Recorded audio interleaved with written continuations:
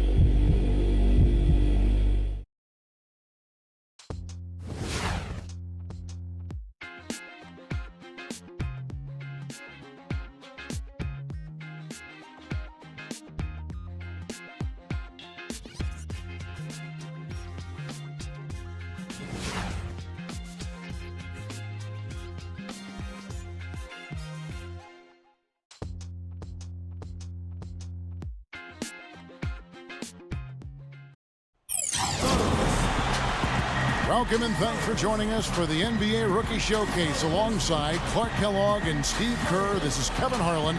Tonight, Clark, we're going to watch some of the top young talent face off in anticipation of the NBA draft. And because that's the case, Kevin, no shortage of GMs and front office execs here in the building. Representatives from every NBA team on hand to check this action out. And that can obviously put a lot of pressure on these young guys. But of course, performing when there is pressure is a big part of what they're hoping to be paid to do. So we'll get a chance here today to see who rises to the top. And a brief look here as State Farm presents our starting lineups. And guys, checking out Damian Lillard. What can we expect here? Well, you have to love a player like Damian Lillard, who is really undersized but has no problem going up against players who are bigger and stronger than he is. Got very little fear and a ton of skill. Pretty good combination. He still can move like a little guy, though. I mean, he'll dance his way into the key, and just as you think you've got him hemmed up and locked in, he'll slip by you and make something good happen. You look around the gym, a lot of movers and shakers in attendance. Yeah, they sure are. And if you want to be seen by an NBA front office, this is the place to be. It's just one game, and you've got their full attention. Now, here's Lillard. The 17-footer goes down. And, you know, when you talk about this showcase game, the question is always, how much should GMs weigh this single game versus the player's entire body of work? I've sat in that chair, Clark, and I think the entire body of work is important. You can't, as a scout or GM, you can't let one game really determine your opinion of a player. And Kendall Marshall out of North Carolina, considered the best pure point guard in the draft, and I would agree with that. Averaged almost 10 assists a game in college, and at 6'4", has unusual size for the point guard position. And his moxing and passing ahead ability, I think, makes him special. Here's Marshall, following the basket by Thomas Robinson. Here's Houdini. From the wing, Lillard with the rebound. Well, I think he had all the space he needed. He just couldn't find the bottom of the net. And I think the biggest question, Steve, for Marshall has been his lack of elite athleticism. Yeah, quickness will be the biggest question mark for Marshall. You're right, Kevin, and it'll translate defensively, and that's the key. Can he stay in front of people? We know he can run a team. He's a beautiful passer, but can he hang in there defensively? I think that will be the telltale sign for him. And Lillard kicks to Beal. Gets it to go. Love the finish there. Not much defense, though. And here's the elites. First quarter of ball, almost 2.5 minutes in. Davis dunks it down. He's short for the center position, but he makes up for it with tremendous leaping ability. So it's the Stars now, trailing by 2. Robinson sets a screen for Lillard. Good look. And good on the basket. Lillard with the bucket. Lillard's got his second bucket. Now Marshall. Pass to Waiters. And here in the first, about 3 minutes in. Leads him in there. Here's Smalls. Connects on the 9-footer. Houdini's got 6 points. Here's Lillard. And here is Beal. Beal gets a screen from Leonard. Beal's shot is good. He's got 5. You know, you can see his talent for scoring. Yeah, that's the scouting report on him, and he's living up to it at this point. Here's Houdini. Cannot hit. A second chance effort. Here's Marshall, and it's blocked. Now, here's Lillard. He's guarded closely. Robinson misses. The elites trailing. Waiters with the ball. Picked up by Kid Gilchrist. Wasted no time on that shot, but it's off the mark. Here's Lillard. The shot is off. Now the elites take it the other way. Here's Houdini. 6 points for him. Here's Henson. Dunked hard with one hand. He spoke loud on making the statement that play. So it's the Stars now. Rivers dishes to Leonard.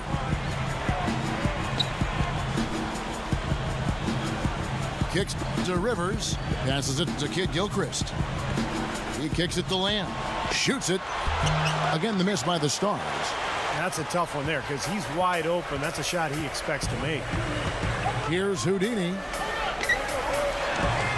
With nobody on him, he buries the jumper. Houdini's got 8 points.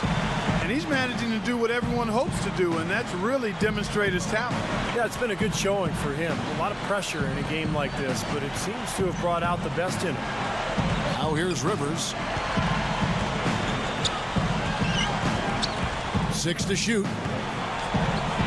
Gets the bucket. Austin Rivers with the basket. The Elites leading by 8. Here's Barnes. There's the killer two-handed slam. They're all on the same page, no question. And that chemistry has helped them jump out to this big first quarter lead. A cohesive team can beat a talented one almost every time. And it's the Stars' ball. And playing in front of all these scouts, there's some pressure to that. For most of these players, they're accustomed to the spotlight. I mean, they've been doing this for much of their young lives. Now here's Rivers. 5 on the clock. It's rebounded by the Elites. Excellent, really solid job actually by the defense to get in his way as he was going up for that one. Barnes kicks to Roten. Here's Houdini. Offensive rebound. Gets it off. No good on the buzzer beater. So as we end the first quarter, already a double-digit ball game. 20. Welcome back as we get set to... Substitution.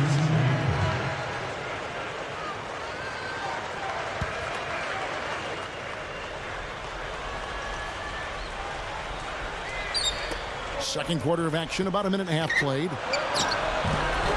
Rivers can't get it to go. Big lead on the boards usually equals a big lead in the game. This team is on cruise control. Well, the rebounding differential is double digits already, so this is a team that just looks bigger and tougher than the opponent. On the court right now for the Stars. Austin Rivers is out there with Bradley Beal. Then it's Jeremy Lamb. Then it's Thomas Robinson. And it's Zeller in at the 5, roaming the paint. I don't like his body language, guys, right now. He looks like he's completely out of rhythm. Austin Rivers, of course, the son of Celtics coach Doc Rivers, highly touted coming out of high school, had a good year at Duke, didn't dominate, but was still very productive and felt he was ready to enter the NBA draft. So it's the Stars now. The Elites getting the bucket there. 5 to shoot. Robinson passes to Beal. Gets the bucket. Bradley Beal with the Beal's basket. got 9. Tell you what, he's making a statement out there. Well, he's highly regarded, and rightly so. I mean, you can just see the potential. And guys, when you look at Rivers, he's a terrific ball handler and an outstanding shooter as well. I mean, he doesn't have elite size or blow you away athleticism, but he plays with such confidence and poise as a scorer. And he's got a ton of moves that he's able to use.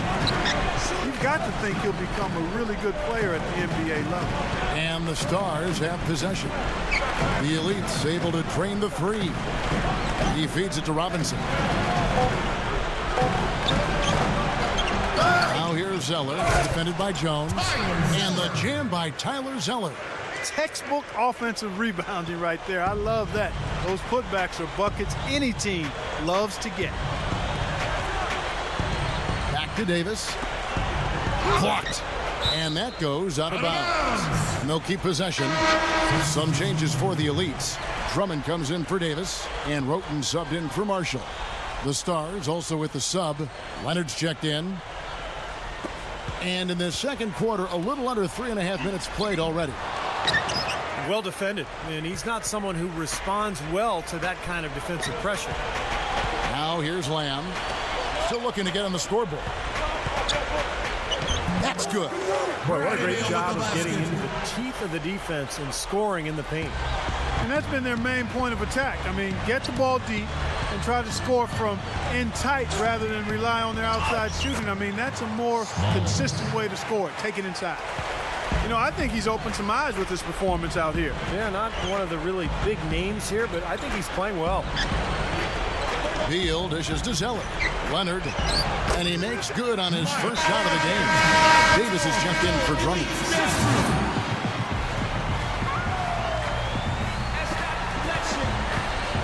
The Elites leading by 18.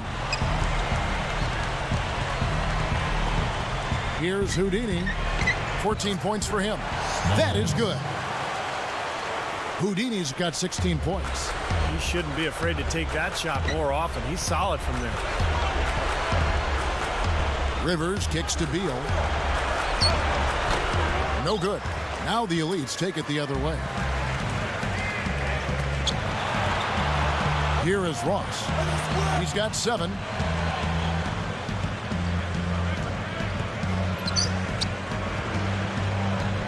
Here's Smalls. Cans the tough leader from the outside. He's got 18. Tell you what, you've got to be impressed with the way he's shooting the basketball. You know, I didn't realize he had touch like this, Clark, but it's certainly something that could boost his stock in his draft. They continue to barrel their way inside, and when's the defense going to adjust? Well, I'm asking the same question myself, partner. I mean, that's 8 points out of their last 10 coming inside. And it's great to see all the best and the brightest young prospects in one place going at it 5-on-5. Yeah, there's only so much you can really gather from shooting drills and running through cones. Nothing beats the real thing, that's for sure. Henson checked in for the Elites. And so a pretty lopsided game through the first half. The Elites on top, running away with this one. We'll see you after halftime for the beginning of the third quarter.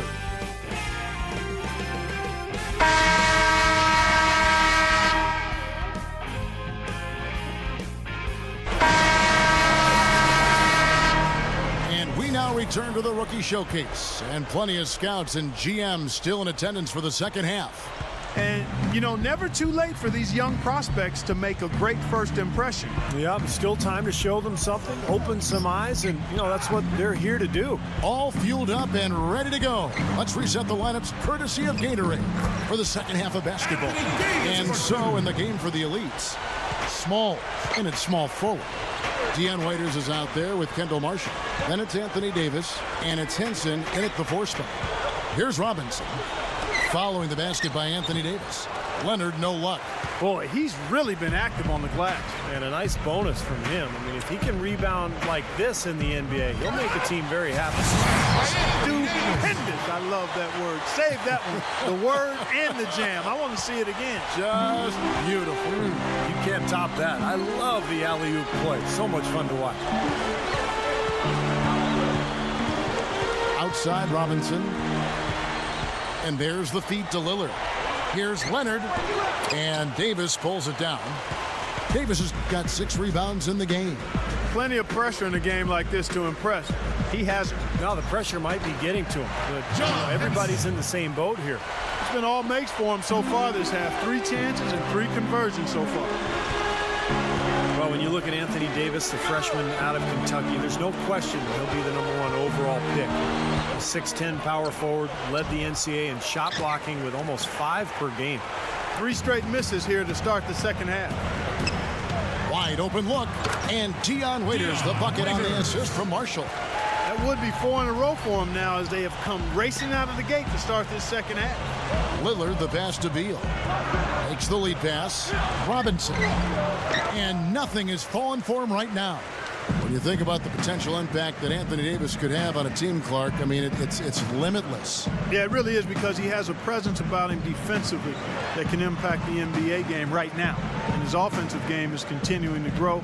I think he's as sure a can't-miss prospect as there is in the draft and has been in the last 10 or 12 years. And they'll turn it over. Could not get off a shot. 24-second violation. Now, here's Lillard. 6 points for him. Guys are looking for a spark here.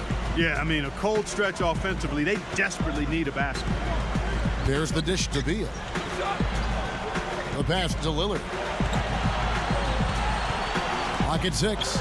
Here's Kid Gilchrist. Out of bounds. The Elites take possession. Elites ball!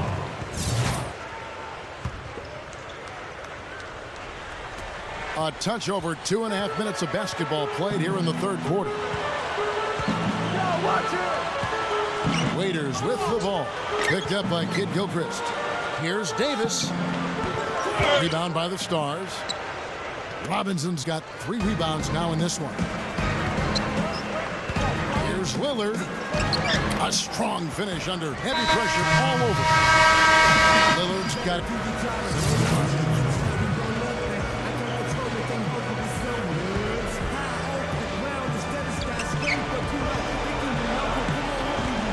Now here's Rivers. Defense is right there. They get it back.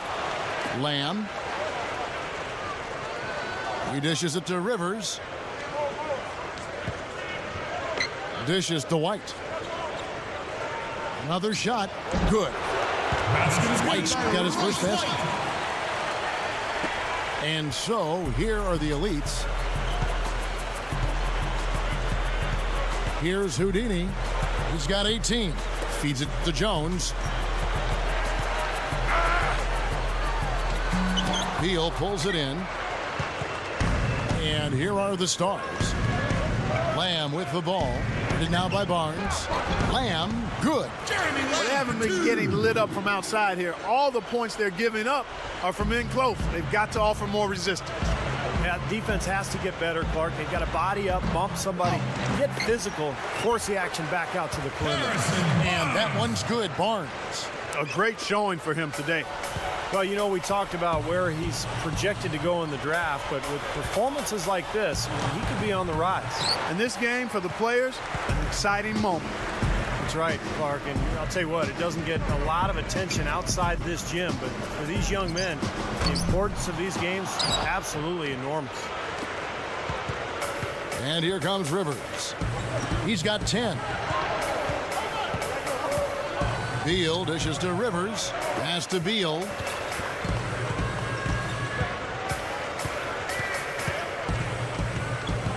Down to 5 on the shot clock. With the fadeaway. And the rebound goes to the elites. Barnes has got his 3rd rebound tonight. Here's Houdini. He passes to Jones. Here's Houdini.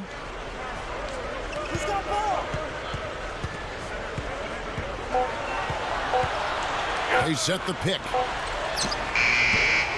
Snatched up. Kicks it to Waiters. Tries again with the clock winding down. It's 9 seconds separating the shot clock and game clock. Jones kicks to Waiters. He kicks to Drummond. Here's Houdini. Ball's knocked loose. Stolen by Rivers. White against Jones. White, good. Basket is good. That's where you like to get shots, inside and close to the hoop.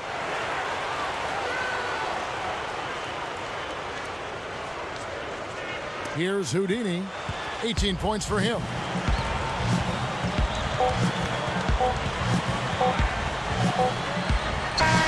That misses. Would have counted had it gone in. And at the end of the 3rd quarter, a huge lead in this one may all. Welcome back as we get ready to start the 4th quarter. Who's at the Sprite uncontainable game in this one? Well, let's send it out to our Dorisburg. Doris? Well, Kev, the elites have had the uncontainable game in this one. No big errors on their part, and they've been the team that wants it more so far. It's that extra bounce in their step that has been the difference maker for them. Thanks, Doris. 4th quarter on the court for the Stars. They've got Royce White. Thomas Robinson is out there with Myers Leonard. Then it's Marcus Teague, and it's Lamb at the 2-guard spot. Here's Houdini. Count that one. Houdini's got the first basket as we get going in the 4th for the elites. Now here's Teague. Well, everybody likes to think that they have the best home court advantage in the league, but you know, when the GMs were surveyed last year, they picked Oklahoma City first, followed by Utah and then Denver. But it's something that you could argue about for days. There's a lot of great home court advantages in the NBA. Here is Ross, following the score by the Stars. Jones kicks to Roten. Passes it to Drummond. He feeds it to Ross. Shot clock at 6. Over Lamb. No good from Ross. And teams and fans, as you said, Steve, will argue about it for days, but for my money, I would say the toughest home court advantage has to be Boston, maybe, Oklahoma City. You can start rattling them off. There are a lot of them all over the end. San Antonio, very difficult. Yeah, I think Oklahoma City right now, because of how powerful their team is and how new to the NBA their fans are. It's almost like a college atmosphere in that place, and it gets so loud. So you combine that with a great team, all of a sudden, that becomes, to me, the toughest place to go into and get a win in the entire NBA. Here's Houdini. And we're about 2 minutes into the fourth quarter now. The Elites with another miss. That's one he knows he should have made. And the Stars have possession. A great fourth quarter, just giving up 2 points. No good from Lamb. Would have been lucky to knock that shot down. Yeah, that kind of shot will definitely get you the high eyebrows from the coach and maybe get you a seat on the bench, too. And so, here are the Elites. The feed now to Drummond over White. And it's Drummond missing. On offense, here are the Stars. A little over 2.5 minutes have passed here in the fourth quarter. No luck. Here's Houdini. The dish to Drummond. He's covered by Leonard. And you know, there was a time when it might have been hard to get all the top prospects in one gym together to go head to head. Yeah, fortunately those days are in the past, and for those of us who love the game, it's really such a treat to see these young players come out and compete. Here's White. And there's the pass to Leonard. Outside Teague. Here's Lamb. And the rebound goes to the Elites. Look at the clock. A little under 3.5 minutes gone here in the fourth. Roten, the pass to Drummond. Jones. He dishes it to Ross. Back to Jones. Dishes it to Ross. Shoots over White. Ross, that's good. And here's the Stars. They really want to find that igniter here. Yeah, that's right. Kevin, the offense has basically been running in place. They got to get going. Goes back up. They get it back. Robinson, that's good. Robinson's got 4 points this quarter. Well, what you love about Robinson is you could see the NBA body, even back in his days at Kansas. Great strength and athleticism at that 4 spot. Yeah, I like how revved up he plays, though. His motor is fantastic. He'll stay with it inside until he gets fouled or takes the ball to the bucket. He's relentless in how he goes about things.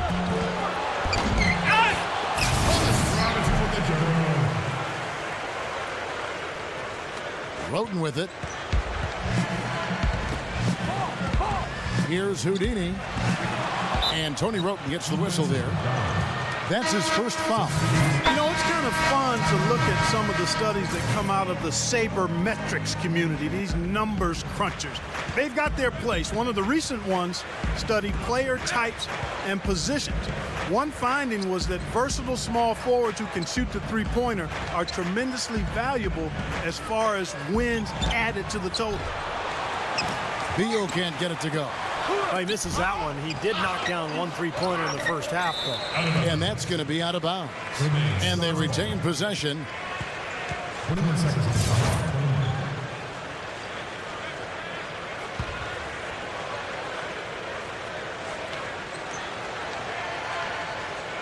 Here's Kid Gilchrist. And another shot.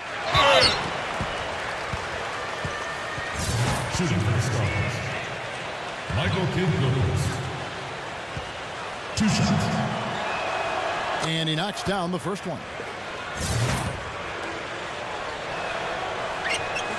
And Kid Gilchrist drops them both. And so here are the Elites. Now Marshall.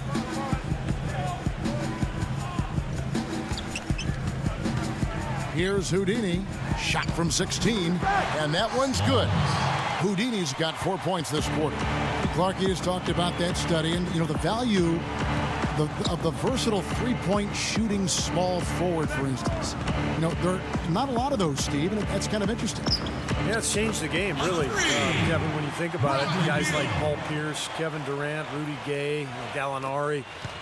Because one thing coaches are doing is moving those three men and playing them as small fours. So you put those guys at the power forward spot, you're shooting threes out there. It just really opens up the floor and it changes the game dramatically. Something they'd like to see more of him more often, that's for sure. Here is Lillard. 2 minutes. Feeds to Beal. You know, you look at the way a point guard develops at a young age, most of them turn the ball over quite a bit. And the game is happening so fast, they're trying to figure out what they can or can't do on the floor. But the more experience they get, generally speaking, the better they get at handling the ball. There's 1:38 left in the fourth quarter. Lillard dishes to Leonard. Gets it to go. Steve, you speak of that from both a GM and a former guard. You've got certainly a great resume in both those areas. It just takes time to adjust to the speed of the game at the NBA level. And sometimes these talented point guards are so good, Kevin, that they have to figure out what they can and can't do. They feel like they can do everything, so they come into the league and they've got to just make some mistakes and learn from them and then eventually settle down and become efficient. Again, they attack the hoop from the lane, and it's been really good to them. Yeah, they're getting whatever they want down there. That's 4 of their last 5 buckets coming in the paint area. Now here's Waiters. Here's Houdini. 6 on the shot clock. Henson with it. Robinson on him. The shot's good from Henson. They have really been a group of glass eaters out there today, fellas. I mean, just devouring any and all rebounds. And I think that's the difference in the game right now. A double-digit lead in that category. Now, here's Lillard. Pass to Beal.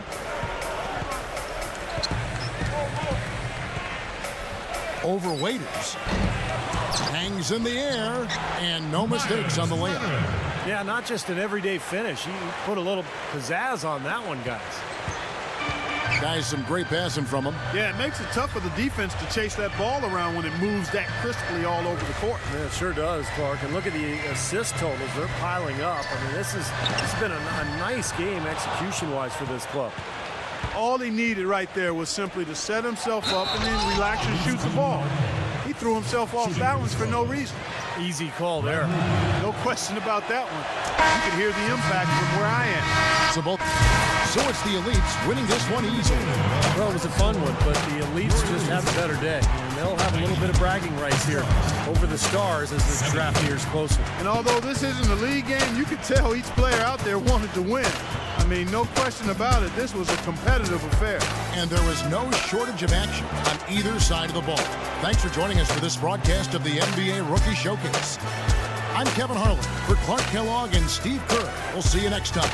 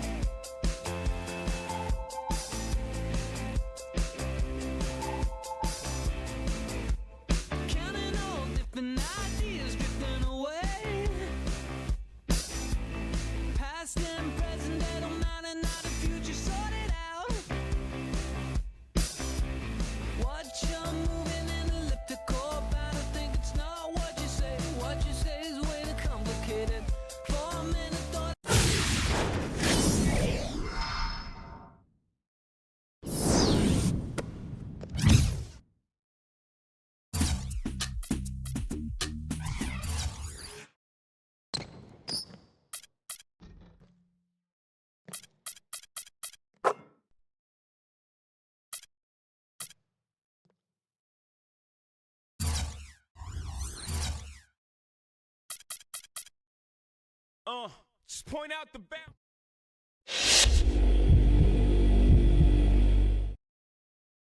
Hello, I'm the general manager for the Portland Trailblazers, and I'd like to thank you for meeting with us. We have a pair of picks in the lottery at the 6th and 11th slots, and would like to ask you a few questions. This question is a tough one to ask, as there really isn't a right or wrong answer. Over the last couple of years, we've had entire seasons washed out by insurmountable injuries. As a franchise, we're becoming more conscious on injury histories and what that means for our draft picks. What can you tell us about your injury history, and more importantly, your ability to play through pain?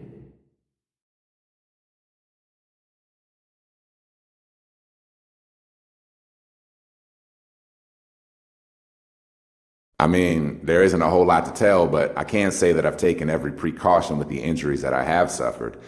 My career is way too important for me to just play on every injury I've ever gotten. I don't see that as being overprotective, just being smart about my body. I have a responsibility to not just my team, but also myself, you know? Next question. Being in the NBA brings a lot of responsibilities, and some people just aren't ready for it, if you know what I mean. What are your plans once you get that first paycheck?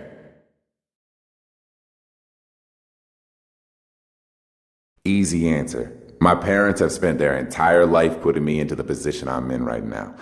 I want nothing more than to take care of them and make sure that the rest of their lives are as carefree as possible. I don't need glitz and glamour. I just need my loved ones cared for. Thanks for your time. This gives us something to take back to the team. We'll see you on draft night.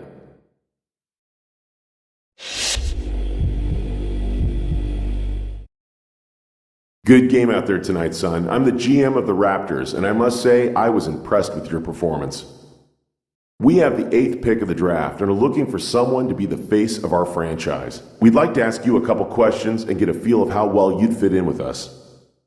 We feel like we have a great young core in Bargnani and now Valanciunas coming over from Europe. We might not turn things around immediately, but if we can add another great young talent, we'll be a team to contend with in a short time. Are you willing to be part of a developing process for a few seasons, even if that means losing your fair share of games?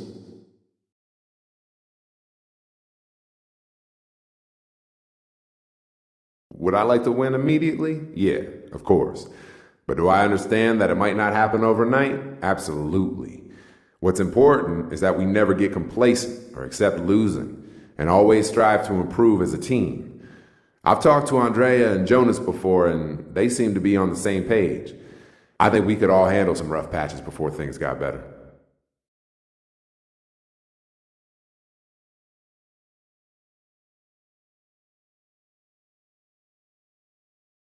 Let's see, one more question, if you don't mind. This is a question we ask all our potential draftees, and I want you to answer it as honestly as possible. Where do you see your career going? What do you hope to achieve out of your career? Ultimately, what do you want your legacy to be? Me? I want to be the greatest of all time. If anyone answers you differently, well, they're either lying to you or they don't have the competitive fire to be great. I don't want to be great. I want to be the greatest. I want rings. I want MVP awards. All of those accolades. I want people to talk about me 50 years from now. And they will. Just watch, man. I've got the fire. I've got the drive. And you know what? I'm ready. Okay, I think I've heard all I needed to hear for now. You're definitely someone we can use on our team. Now we just need you to be available when it's our turn to pick.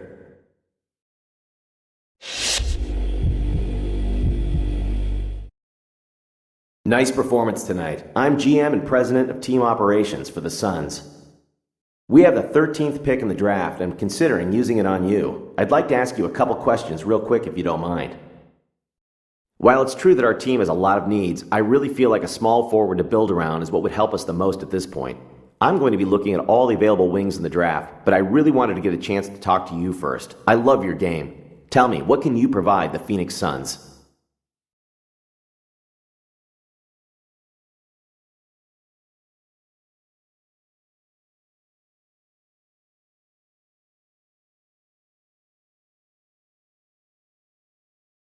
I can provide an honest player who's going to give 110% every night. I'm a player that the team and community can get behind. I make plays. I don't make noise off the court, and I enjoy facilitating a play rather than making it.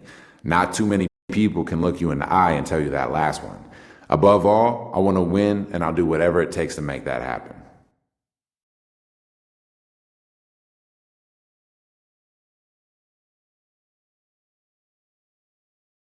All right then, one more. As a whole, the Suns have kept the same core for the better part of a decade. We found a winning formula and stuck by it, just rotating in supporting pieces where necessary. As I'm sure you've seen over the last year or so, we're in the midst of overhauling our roster. We really love the idea of you being a part of that process. What do you think about being a centerpiece for the new Phoenix Suns?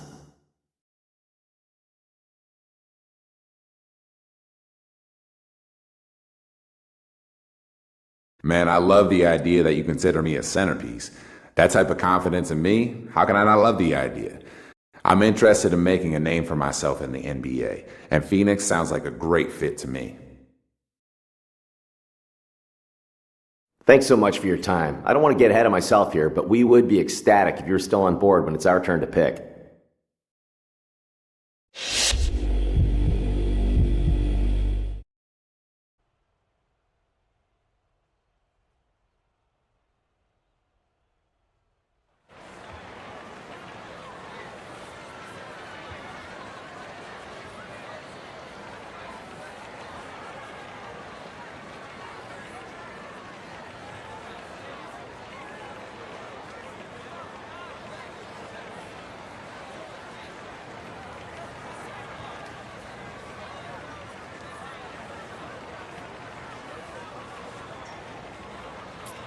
Good evening and welcome to the 2012 NBA Draft.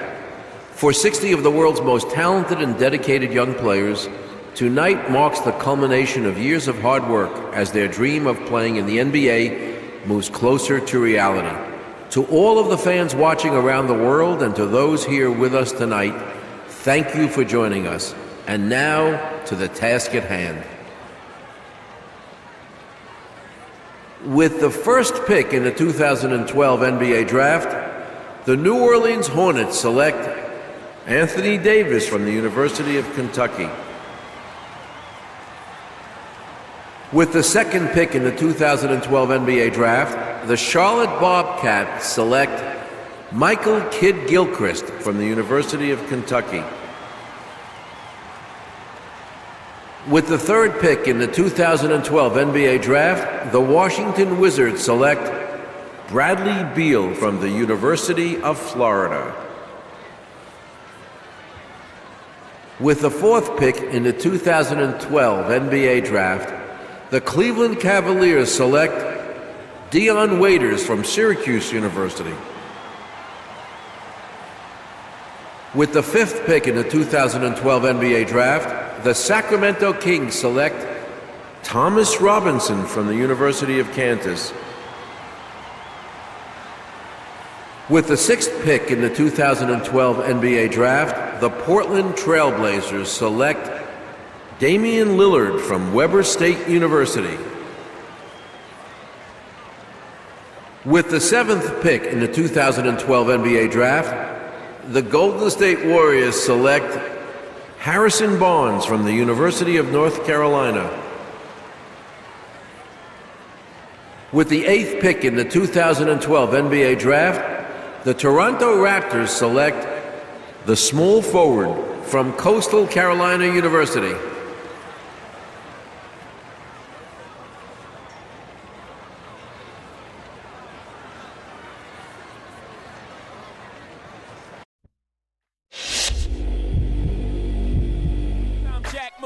Don't worry, Skano, I get back soon. Just had a little fun. What's up? That's not the collection. Black album coming soon.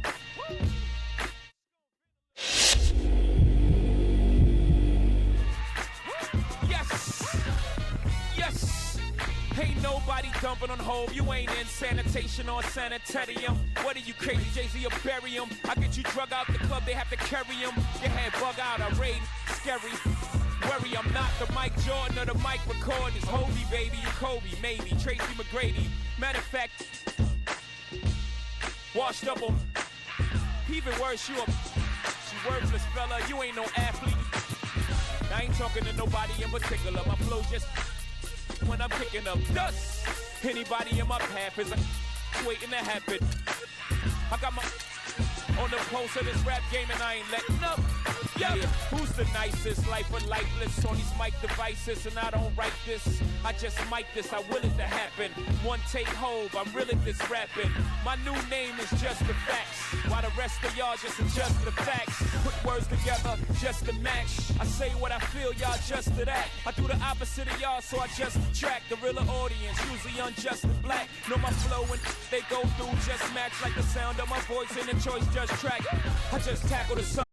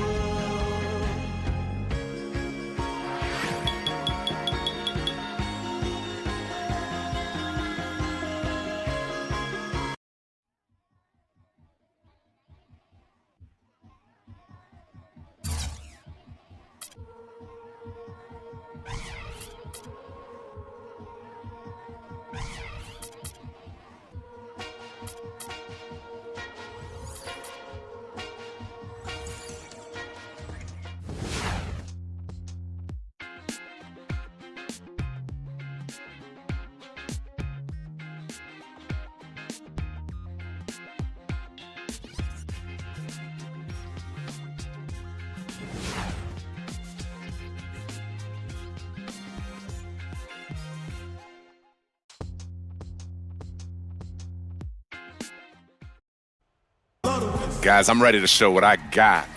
NBA, here I come, baby. It's now or nothing. You gotta love the positive energy in his first NBA game, folks. Happy Halloween here on opening day. I'm Kevin Harlan along with Steve Kerr and Clark Kellogg. Are you as ready as we are? It's the NBA on 2K Sports. Glad you could join us. And tipping off the NBA season, State Farm presents our starting lineups. First, for the Pacers, Hill and George, they're manning the back. And starting 7'2", one of the true giants in the game, another great big man out of Georgetown, Roy Hibbert. Then there's Danny Granger, and it's West in at the four-man position. And for the Raptors, Lowry and Fields are at the 1 and 2. And at the 5, the sharpshooting 7-footer from Italy, the former #1 overall pick in 2006, Andrea Bargnani. Then it's DeRozan, and it's Johnson in at the 4 spot. You know, the Raptors were really terrible defensively in 2011, and even though they didn't quite make the overall strides they wanted to last year, they were able to get closer to where they need to be.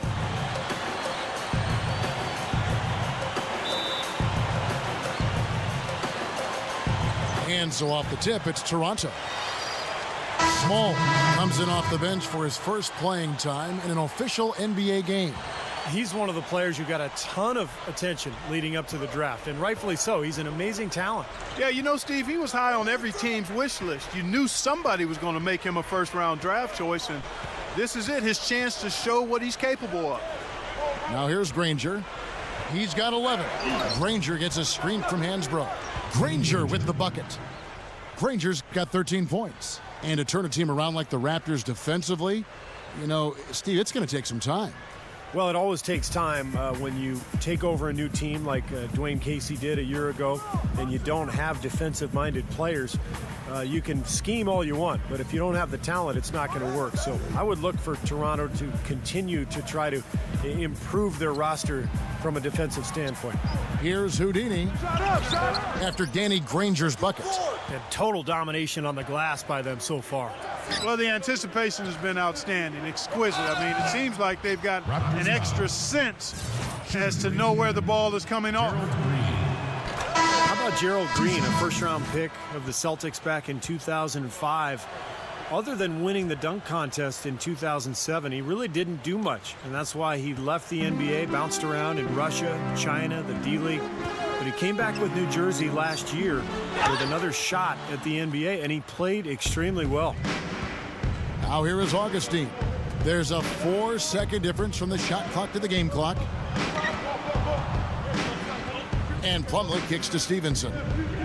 And he was camped in the lane there, and he gets the 3-second call. Toronto ball. Lucas with it. He kicks to Valanciunas. Baseline try. Here's Davis, and they will get the basket here, folks, as they rule goaltending. Textbook offensive rebounding right there. I love that. Those putbacks are buckets any team loves to get. Here's Augustine, and no good trying to get that one. And after just 1 quarter of play, a double. Basketball season is in full swing, so come out and enjoy live NBA action with your Raptors. Houdini is ready to give his best, so get your tickets now. So come out and welcome our sensational new rookie.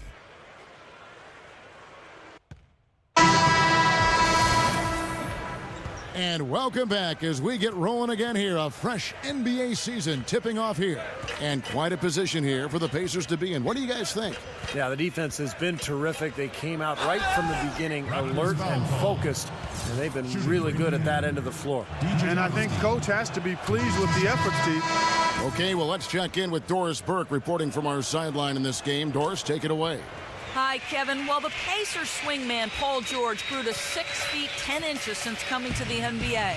His length and mobility give him the potential to be a game-changer defensively. His coach, Frank Vogel, pronounced Paul George is one of the top 5 most versatile defenders in the league. But George wants to be an impact player at both ends, saying, I want to show that I can contribute on the offensive end, to create and make plays for others. That's really been a focus of mine. Kevin? Well, Doris, it's hard to put a ceiling on him. He does have star potential. Pacers leading by 12. You know, the Pacers as a franchise had a slow start when they joined the NBA in the mid-'70s. Oh, my goodness. What a huge play. I can't imagine that we'll see one better than that tonight. I'm with you on that, aren't you, Steve? Oh, yeah, I'd be shocked if we saw something more entertaining than that one. And that was Sprite bringing you the close-up on that big-time play. And this is why they have the big lead. The rebounding has been dominant. You know, guys, the +8 rebounding, I don't think it tells the whole story. I mean, they've been the more physical team from the outset. That's been the difference, their physicality. You don't need much range to hit from that distance, Kevin. Some changes for Toronto. Clazes checked in for Johnson. DeRozan comes in for Landry Fields. And it's Calderon in for Kyle Lowry. Then for the Pacers, Mahinmi's checked in for Hibbert. Hansbrough comes in for David West. And it's Granger in for Augustine. Just 5 to shoot. Here's Smalls and Granger with the block. The Pacers have gone 2 of 4 shooting the ball here in the second. Passes it to George. Dishes to Hill. Over Calderon, and it's blocked. Well, Kevin, a look here at last year in the NBA where the Raptors ranked. 12th in free throw percentage, 14th in assists. As for the rebounding numbers, not as strong as you would think. Top 20 in the league. They certainly are capable of better. The Pacers have hit all 4 of their chances so far in this one.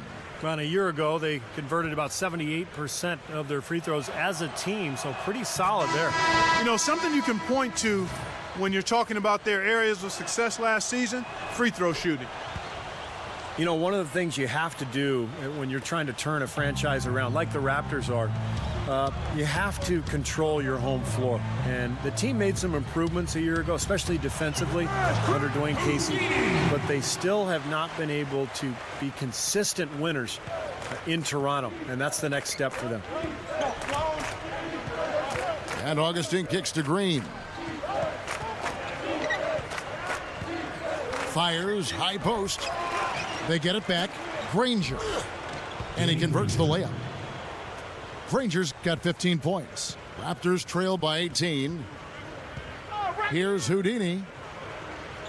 Shoots a 3. No good. And it's out of bounds. The Raptors will take it the other way. Raptors ball. And now let's have a look at the teams that were last year's best from the free throw line. In third, the Pacers. I think free throw shooting can be contagious, and it seemed like everybody last season just had the hot hand.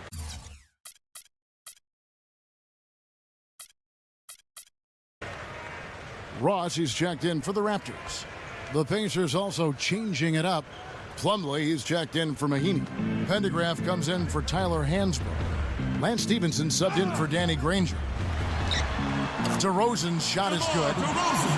He's got 11. Steve just brought up the Raptors here at home, and you know, Steve, they were 13 and 20 for him last season, so not exactly defending the Air Canada Center by any means. And Clark, as you make a move as a franchise, that becomes like the first thing that you got to show, that you can protect home court. Well said, Kevin. You can't expect to be a playoff team if you're not north of 500 on your home floor. So the Raptors have brought in some talent and should and could do a better job of it this year. And let's catch up with our sideline reporter, Doris Burke. Doris, over to you. Guys, before Dwayne Casey took over as head coach of the Raptors, he worked as an assistant on that NBA champion Dallas Mavericks squad. He was largely responsible for implementing a lot of their very effective zone defenses. Asked whether we could expect to see more zone from the Raptors, Casey said, "You've got to be a good man-to-man team in the NBA before you start putting in the zone. I didn't want to distort that idea and say, hey, we can play zone if things don't work out. Our rock has to be our man-to-man. Guys, Casey doesn't want any shortcuts defensively." Well, at this level, sometimes that zone's not going to work, Doris. They've got to be solid in man. Lucas dishes to Ross. Here's Houdini.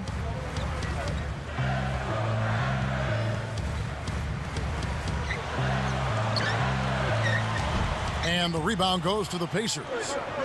Plumlee's got his third rebound on the night. This, of course, their first chance to take a look at this year's Toronto squad. Well, they were unbeaten against this opponent last season. Not surprising, considering where they both finished in the standings. That's good. And the Pacers lead by 18. They've taken advantage of some bad blockouts or no blockouts, and then the long offensive rebounds. Those have been converted into second chances here in the second quarter. Here's DeRozan. It's rebounded by Indiana. Not really necessary with nobody on you. I mean, why put yourself off balance on that shot when you're wide open? They kick it out to Green. From the stripe. Here's Plumlee. Misses the layup. That's really too easy a chance to miss, guys. He needs to be more aggressive and focused on his finishes. A dominating first half of basketball, and so far. And now, brought to you by Sprint. 41. The spooky.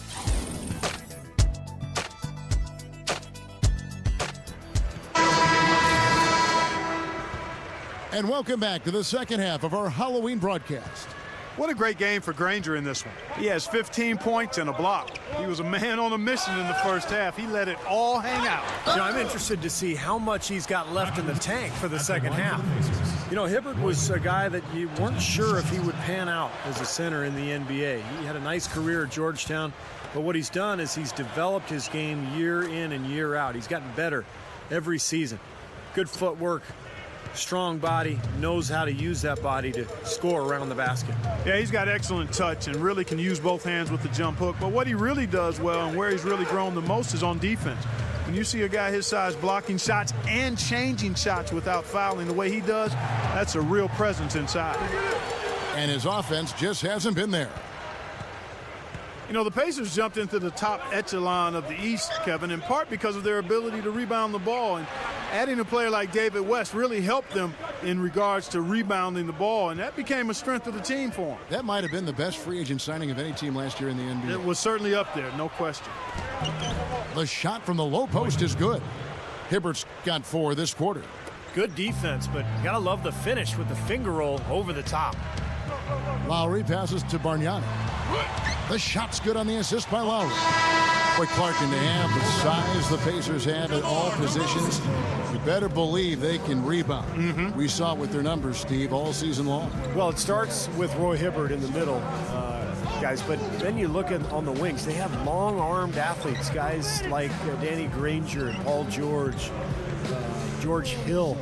They've got players who can really get up and down the floor and who can go after the ball, and I think that's one of the reasons they were so good last year. Here's Smalls, and some very quick points for him on that possession. Houdini's got his second bucket. Pacers leading by 18. Outside, George. The dish to West. Back to George. Granger outside. Indiana moving the ball around. West. The rebound by Fields. Just one make and 4 tries here to start the second half.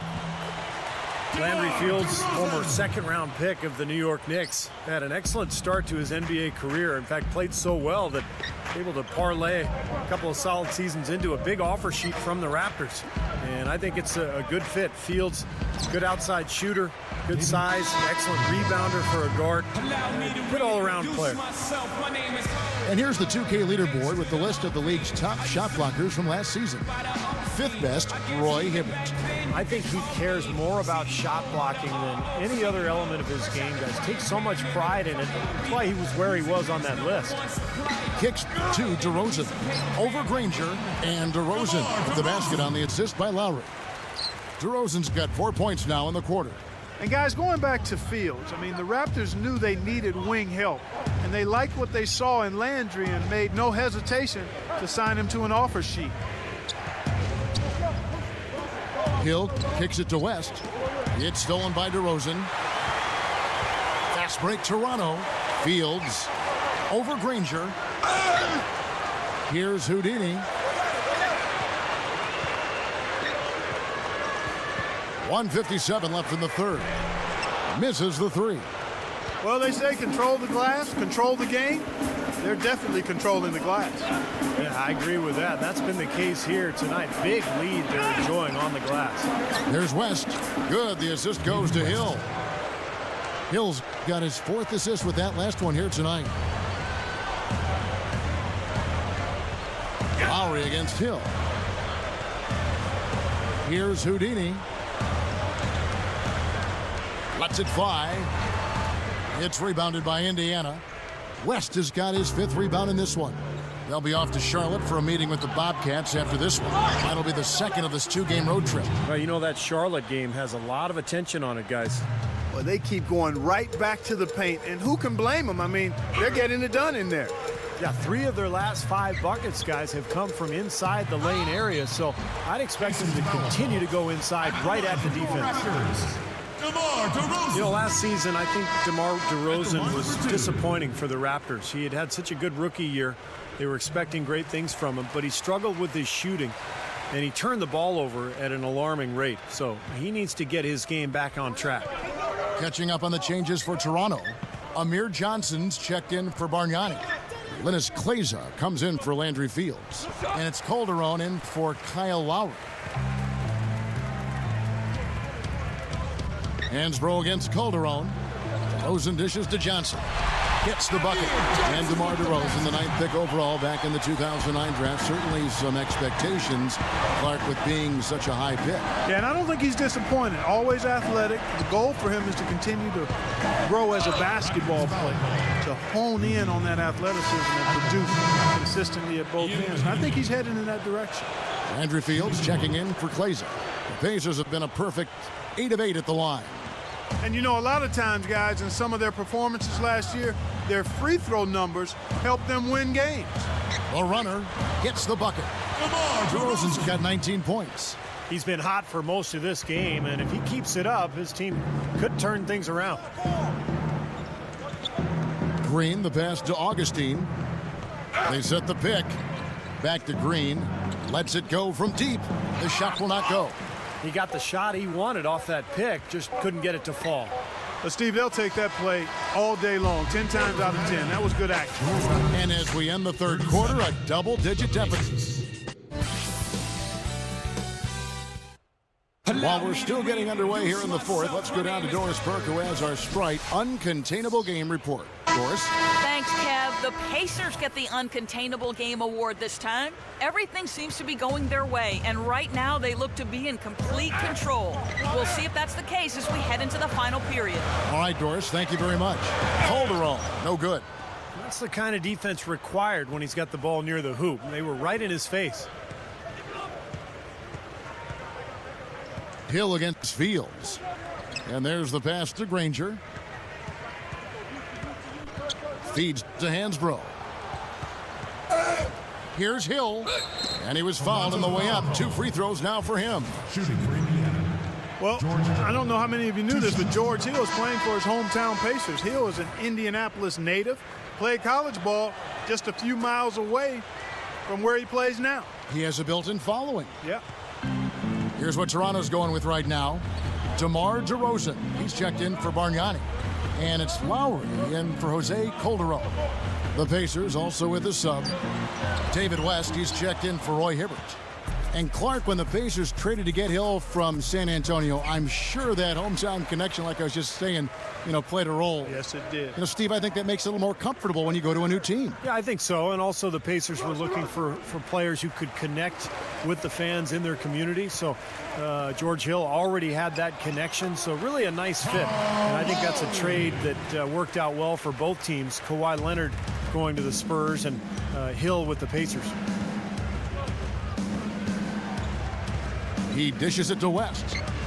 The turnaround jumper. And Hansbrough kicks to Granger. DeRozan with the rebound. DeRozan's got his 3rd rebound on the night. Outside Lowry. Here's Houdini. Puts it up from 15. Hill pulls it in. Not a good look at the hoop. They've got to do a better job offensively creating some space. Jose Calderon is checked in for Landry Fields. Pacers leading by 17. Pass to Granger. DeRozan defending. Out to West. The feet to George. He passes it to Hill.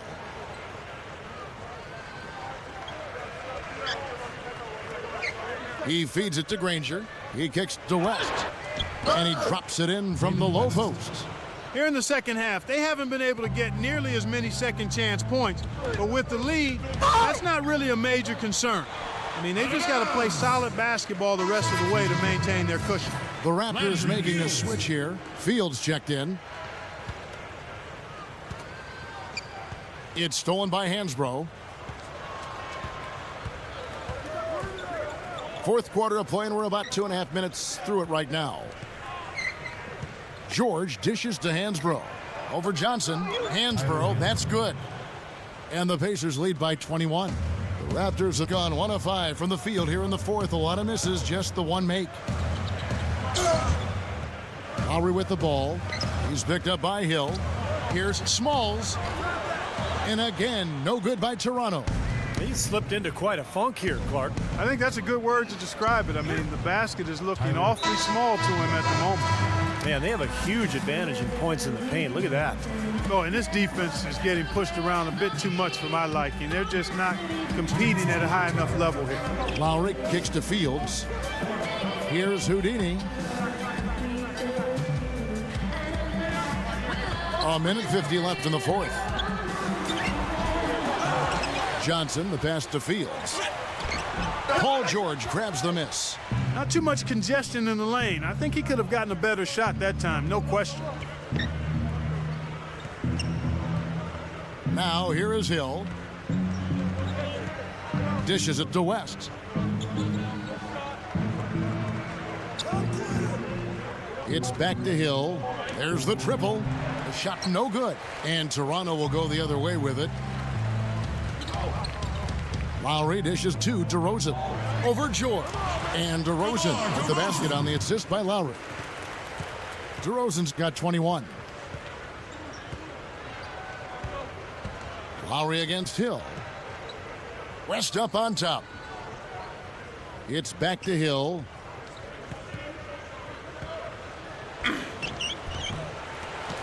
And Hansbrough kicks to Hill. Passes it to West. Good. The assist goes to Hill.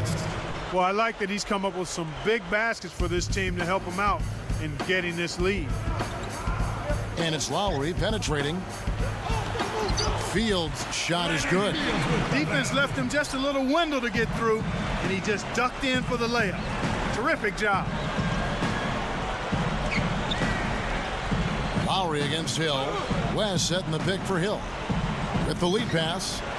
And stolen by Kyle Lowry. Well, not much they can do at this point. Nope, playing for pride, trying to finish strong for pride's sake. I like that foul. You don't want to give up an easy two in transition. No, you don't want to give up a layup. Make him earn them from the stripe, and maybe you get a break and he makes only one of the free throws or misses them both. He misses the free throw. A new group in now for the Raptors. Ed Davis is checked in for DeRozan. Linus Kleza comes in for Amir Johnson. Ross is checked in for Landry Fields. And it's Calderon in for Kyle Lowry. So an entirely new group in now for Indiana. Mahimi's checked in for West. Green comes in for Danny Granger. And Stevenson's checked in for George. And DJ Augustine subbed in for George Hill. And that's an intentional foul. And they continue to foul, but this one's pretty much over. Yeah, they're just extending this. We need running time in effect here, Steve. Stevenson passes to Augustine. So no problem for Indiana as they get the win. They put on a show. Raptors 43. The Pacers 64.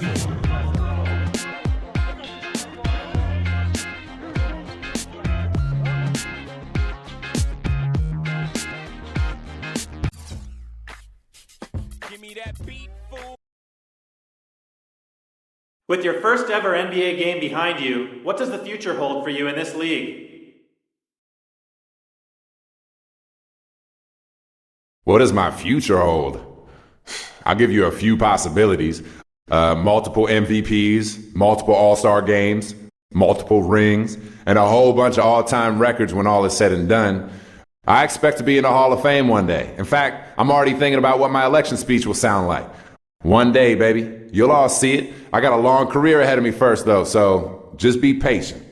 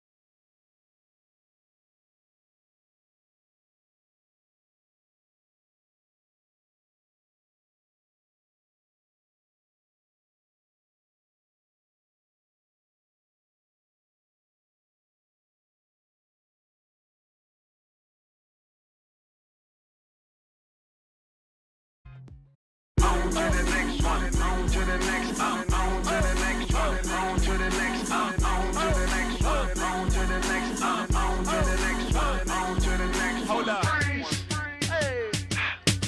Used to rock a throwback, ballin' on the corner. Now I rock a telesuit, looking like a. It's time for the NBA, live on 2K Sports. This is Kevin Harlan with Steve Kerr and Clark Kellogg alongside. And our sideline reporter tonight is Doris Burke. And a quick look here before we tip.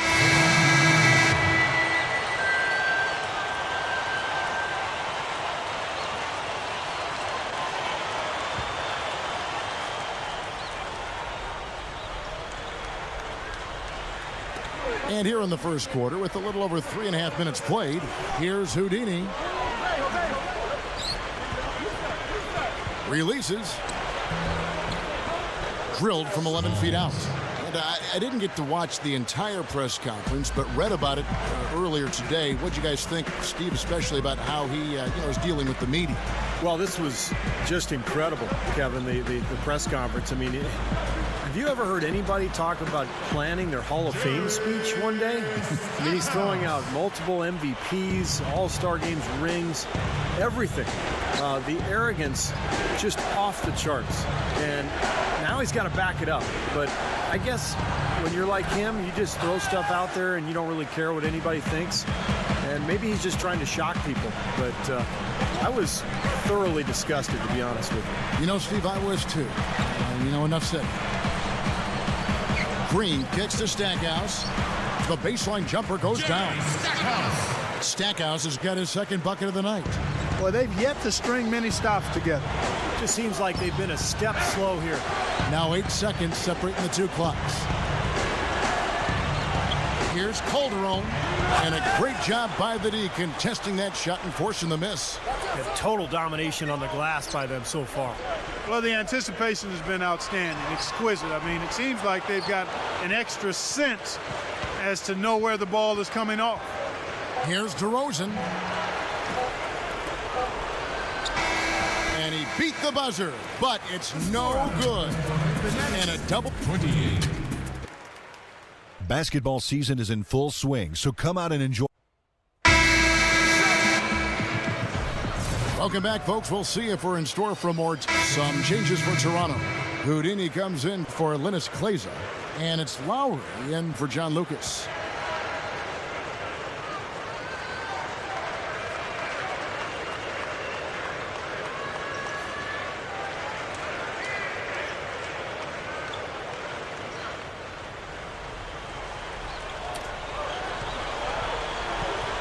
Fields with it. Pass to Johnson.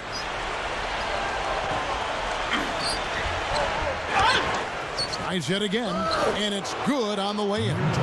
Well done, finishing that one off. Nets leading by 10. Gerald Wallace, Chris Humphries, and Brook Lopez filling out the front line. Johnson is out there with Darren Williams, so that's the lineup for Brooklyn.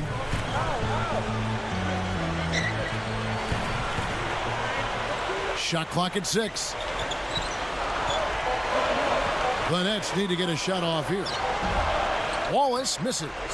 Well, you can't help but be impressed by this beautiful new arena. I mean, the Barclays Center here in Brooklyn, I mean, they broke ground back in March of 2010, and here we are, a $1 billion arena right on Flatbush Avenue.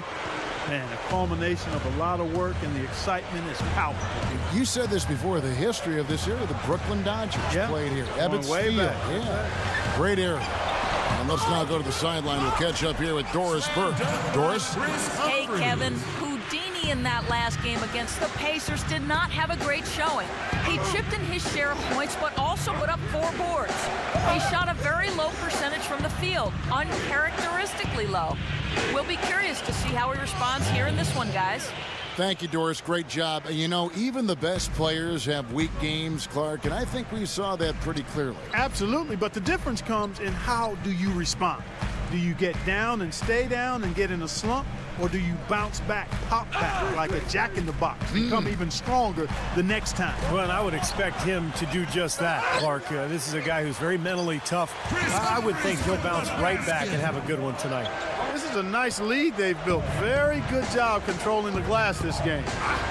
You've got to be pleased as a coach to see how your team is boxed out. Very fundamentally sound basketball. Lowry gets a screen from Johnson. Lowry drives in. He got right to the cup using that screen. And they tip it off with style, Clark, to inaugurate the Barclays Center grand opening, a series of concerts by Nets co-owner and multi-platinum record artist Jay-Z. And what better way to celebrate than that? Just a ton of excitement around the city, the arena, and this team. I'll tell you what, it's going to be fun to be a part of it. Here's Wallace. Connects from three-point range. Wallace has got 5 now. He can be dangerous from out there. As a matter of fact, he can be lethal. His first from the arc after having none in the first quarter. Keep an eye on him. Unloads, and again it's Toronto converting. Here in the second quarter, just under 3.5 minutes played. And how about what Chris Humphries has been through the last couple of years? And not only emerging as a really good NBA player, but the celebrity marriage and quick And the first half is now in the books. It's the Nets. Now, presented by Sprint. Thanks for joining us on...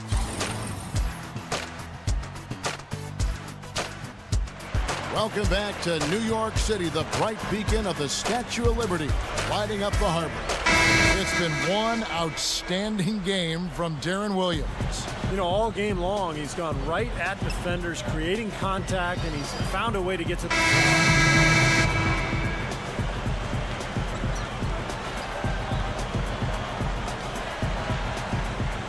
Clock keeps going. 3 minutes into the second half now.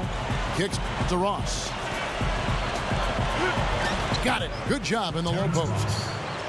Ross has got his second bucket. Well, it's fun watching Avery Johnson. We were teammates for many years in San Antonio. He was the leader of that team. Even with David Robinson and Tim Duncan on the squad, it was Avery Johnson who was the vocal leader. Brooks dishes to Wallace, and he converts the layup. Wallace has got 6 points in the quarter. You can't fault what he's been doing out there. Some really impressive shooting. Now, here's Calderon. He's covered by Watson. Calderon passes to DeRozan. And shot on the way. And another basket for Toronto. And Avery Johnson on those Spurs teams, Steve, helped lay the foundation for their success. Well, he helped lead the team to their first title in '99. In fact, hit the game-winning shot in that playoff game against the Knicks. So, you know, this is a guy who knows how to win a championship. He's been part of a team that has built a culture, a championship culture. So he understands what it takes, and he's got a tremendous passion for the game, a great foundation for what it takes to be a good coach in this league. Lopez a screen. Watson kicks to Brooks. Over DeRozan, takes the elbow jumper and drains it. Brooks has got his second bucket tonight. And he knows how to finish when he gets that close to the hoop. The Brooklyn Nets come into this one following a loss to New York. Well, they hung in there for a long time in that game, just giving themselves a chance to win at the end. But when it mattered the most, they stumbled. Yeah, and those are the hardest losses to stomach, guys. I mean, when you play well throughout the game and then get derailed by a few missed opportunities down the stretch, that's painful. Watson dishes to Wallace. Backs him down. The finger roll finish at the bucket. Wallace has got 17 now. I like it. He could have gone for the forced finish, but opted instead for kind of the nice, smooth finger roll. I like it. Back to Bargnani. Now the dish to Calderon. That misses. Would have counted had it gone in. Well, through 3 quarters of play, down double. While we're still getting underway here in the fourth, let's go down to Doris Burke, who has our Sprite Uncontainable Game Report. Doris? Hey guys, our Uncontainable Game Award today goes to the Nets. No problems for them so far in this one as they have played a seamless game. You'll have to think they'll be able to keep it going here in the fourth. And thank you, Doris. Our fourth quarter action underway, presented by Gatorade, all fueled up and ready to go. Let's reset the lineups. Setting the floor for the Nets. Darren Williams out there with Johnson. Then there's Bogans. Then it's Wallace. And it's Humphries in at the pivot spot, manning the middle. Here's Johnson. Can't convert off the drop step. Last outing for Toronto, unsuccessful. It was a loss to Indiana. Yeah, every guy on the team could have done more in that game. I believe that. But instead, there was a lot of standing around and bad ball movement. That's exactly right, Steve. I mean, there was plenty of blame to go around for the coaching staff, too. They've got to be included. They needed to do something to shake things up, but just stood pat. So everybody shares in the blame on this one. Lowry against Williams. We've played just over 1 minute here in the fourth quarter. Back to Johnson. Fields covering. Shot clock at 5. They get it back. Here's Humphries. Gets it to go. And the Nets lead by 13. They continue to barrel their way inside. And when's the defense going to adjust? Well, I'm asking the same question myself, partner. I mean, that's 8 points out of their last 10 coming inside. And let's get this update now from Doris Burke, who's across the way on the sideline. Yes, guys, I was able to hear Dwayne Casey coaching his team during that break. He was not at all satisfied with their effort levels, saying, we're losing the hustle plays and all the 50-50 balls. We simply can't win that way. We've got to get after it. Let's see how they respond, Kevin. Snatched up. Here's Houdini. A second chance effort. And it's Johnson with the rebound. Johnson's got his 4th rebound in this one. Here's Williams. And the dunk by Humphries. And here are the Raptors now. 15-point game. He kicks it to Johnson. It's Fields on the wing. Back to Johnson. Jams it straight down. The defense caught dozing off that time. Those open dunks, pretty high percentage. Yeah, you're not going to miss many of those. I mean, this is really a poor defensive effort. Williams kicks to Humphries. Back to Williams. Now the pass to Lopez. Passes to Williams. Fades. That drops. Soft defense right there. Way too soft. And just about 3 minutes through the 4th quarter here. Williams against Lowry. They set the pick. Left side Lowry. Dishes to Bargnani. From the stripe. Fields can't get it to go. Well, they've built a big lead here so far, and a lot of it has to do with how well they've been rebounding. Yeah, every time they make a stop, they're securing the rebound, and that's really allowed them to get out to this lead. Here's Houdini. Brooks covering. Here's Smalls. Brooklyn with the rebound. Johnson's got his 5th rebound in this one. And Williams, here we go. Raptors trail by 17. It's amazing the way the NBA has grown into a true international game in the last 2 decades or so. So many great players coming from around the world. It truly is a global sport. Tries to keep it alive. And it's going to be out of bounds. The Nets will retain possession. So for the Nets, Dante Green is checked in for Lopez. Bogans comes in for Joe Johnson. And it's Watson in for Darren Williams. A new group in now for the Raptors. Valenciunas, he's checked in for Bargnani. Davis comes in for Amir Johnson. John Lucas is checked in for Landry Fields. And it's Calderon in for Kyle Lowry. I think we can chalk this one up. The goal now is just to run some time. Yeah, I think it's time to get the bus started now, boys. And to follow up on that point you were talking about, Steve, every year we see more and more nations represented with an NBA player. You know, it can only help the game grow worldwide. Well, and remember, basketball is still a relatively young sport when you put it up against, say, soccer. So how about the countries that are just getting interested in basketball, whether it's India or China, you know, the last decade or so. They have so many people there. They're bound to turn out some good, high-quality talent before too long. Reggie Evans, he's checked in for Chris Humphries. And the Raptors also making a change. Blaze is checked in. We've got a 9-second difference between the shot clock and the game clock. The offensive rebound. He feeds it to Watson. He passes to Green. Feeds it to Watson. He dishes it to Green.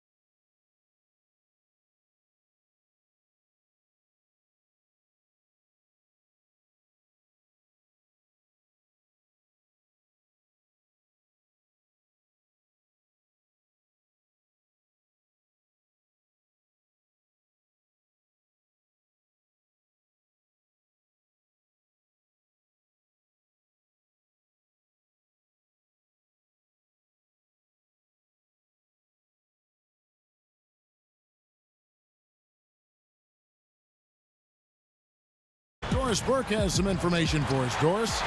Kevin, I caught up with Coach Rick Adelman, and he said a big factor in this game will be how well they're able to handle Kyle Lowry. He admitted being a fan of his game, saying he's a tough athletic guard who really competes. Defense, rebounding, attack the paint, he'll take it to you. We've got to be ready to match his motor and his aggressiveness. Kevin, are they up to it? Thank you, Doris. Raptors trail by 5. Well, it's good to see Minnesota playing so well. Obviously, the Kevin Love piece is the key. He's one of the best players in the league. Ricky Rubio, obviously injured last year, but showed so much promise before that. Derek Williams looks like he'll be a productive player. So this is a team to be reckoned with in the near future. Rubio dishes to Ridnour. Here's Budinger. They get the rebound. Another shot. Can't cash in from close range. Yeah, he's struggled with his shot this quarter, and he's got to find a groove somehow. Klaiza. The shot's good on the assist by Lowry. Klaiza's got 5. And for the Wolves, they had some misses in the draft before, and of course trying to rebuild after KG for a few years, but you can seemingly now feel the thing coming around for it. Yeah, starting to turn, and the fans really deserve it too, Kevin. I mean, last year, really one of the first years in a long time where the Timberwolves were an exciting team to watch play. Well, it didn't take long to get those 3 points back. Nope, an immediate answer right there. Right back at you. Puts up the baby hook. No good from Valanciunas. Looking at the last game for the Minnesota Timberwolves, it was a loss to the Kings. Well, they had a difficult night from the field in that game, guys. They just didn't look to be working very hard to get good looks offensively. Well, you know what, Steve? I'm going to disagree with you. I thought they could have worked a little bit harder offensively, but I think it was more the fact they just had a cold shooting night, and that happens sometimes. The Raptors shooting their first free throw of the game right now. And they averaged about 77% from the free throw line a year ago. So this is a solid free throw shooting team. And here's Barea. Over Calderon.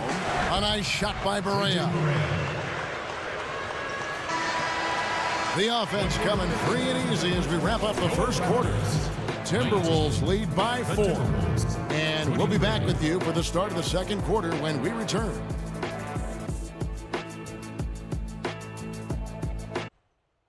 Basketball season is in full swing, so come out and enjoy. And now, Timberwolves leading by 4. Small in at the 3. Their backcourt is Lowry and DeRozan. Lennis Clay's out there with Valanciunas. So that's the 5 in the game for Toronto.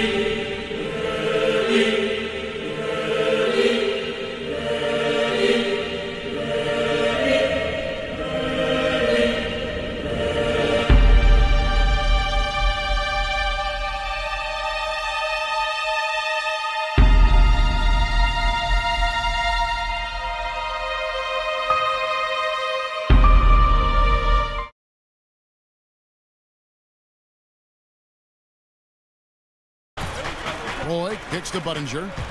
Pekovic backing in. And Davis is checked in for Kleza. Minnesota also making some changes. Cunningham comes in for Pekovic. And it's Malcolm Lee in for Brandon Roy.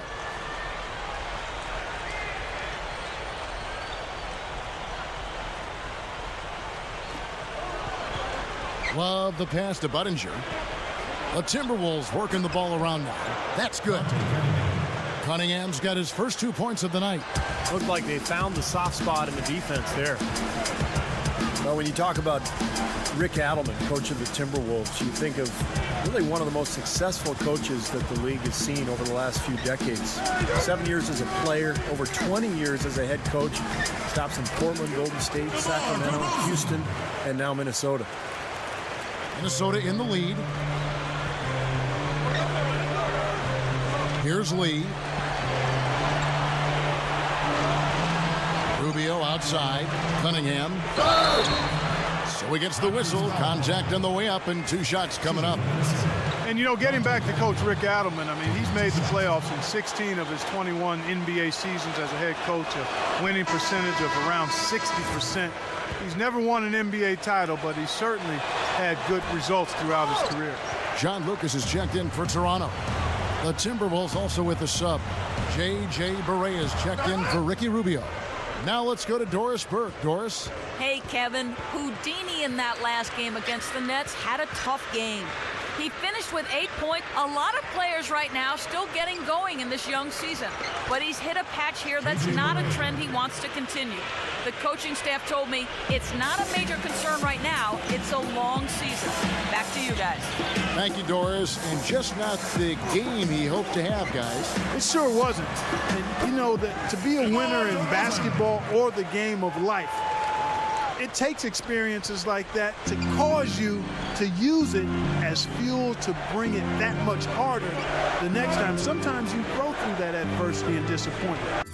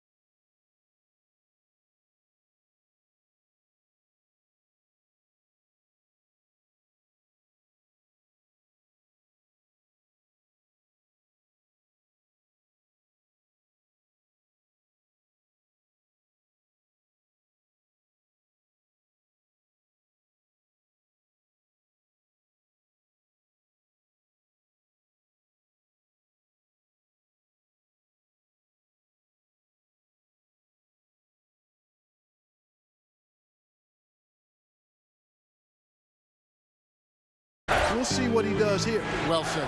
Yeah, and the key is, I think, you have to have the right approach and the right attitude. You have to use the experience, but you have to let go of the emotion. And as long as he's motivated and excited to be out here, he can figure out what to do next and kind of take that next step forward. By any measure, it was not a memorable season for the Raptors last season. But they can take away that they held their own against the West, Kevin. 8-10 against the Western Conference. Bad. Berea kicks to Budinger. Kicks to Berea. Passes it to Love. Rebound by the Raptors. DeRozan's got his 4th rebound in this one. He is yet to get into the flow of this game. His teammates have done their part, but they need him to pick his game up. Here's Lowry, and that one's good. Now just a 1-point Timberwolves lead. 8-10, like you talked about, Clark, might not sound like much, but it is better than a lot of the teams, Steve, in the East who made the playoffs. Kind of a surprising number, really, when you think about how strong the Western Conference was and what a poor season Toronto had. 8-10 sounds pretty good, doesn't it? Yeah. The Raptors have gone 6 of 10 from the floor here in the second quarter. Lucas.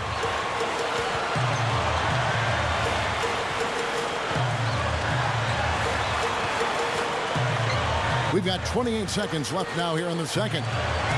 6 on the shot clock. Open look. And another basket for Toronto. And that's the goal every time down. Just find a high percentage shot. The Timberwolves shooting at an even 50% from the floor here in the second quarter. Dishes it to Budinger. He kicks it to Cunningham. Berea shoots over Lucas. Second chance shot. He knocks it down, but wait a minute. The officials are getting together. They may want to review this one. And we are not going to halftime just yet. Officials signaling they are going to review the tape. That shot absolutely had to be reviewed. It's going to have a major impact on this game. To the naked eye, that was a very tough decision. Man, you'd love for the replay to be definitive, but wow, even in slow motion, it's hard to tell if that one should count.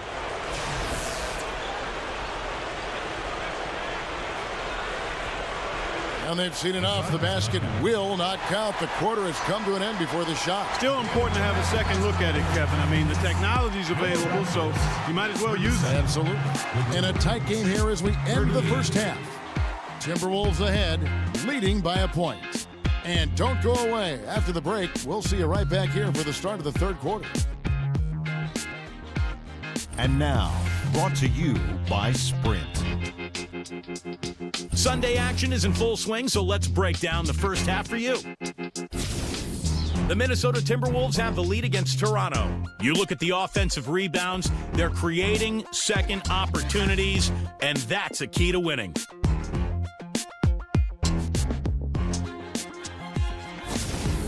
On the other side, the Raptors looking pretty solid as well. Looking to get back on the right track while the season's still young. We'll see if they can tack on a win here tonight. A valuable contribution so far by Kyle Lowry. He's got 9 points, and he's had some good court vision.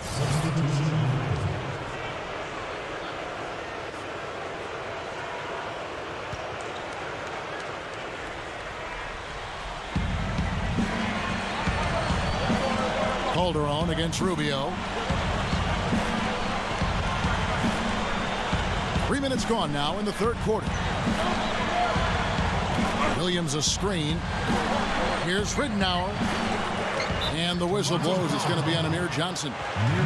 And that'll be his third foul so far.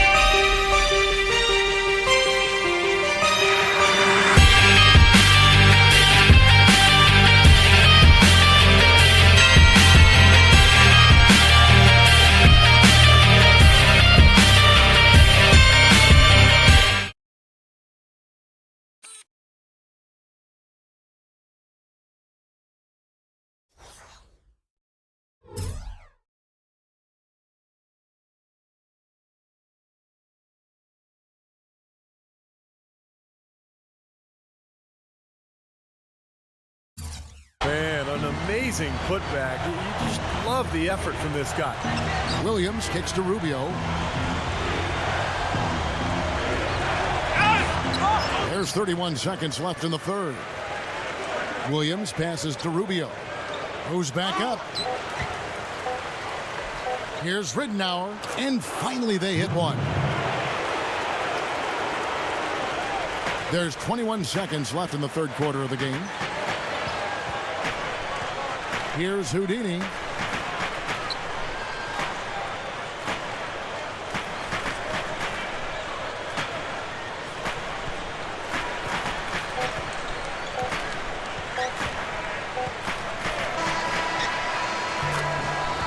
And that's it for the third quarter. Both teams scoring well as we head to the fourth. 59.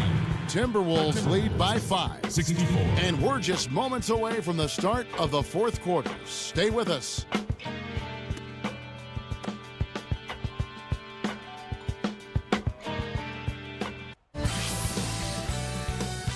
Tune in this Monday.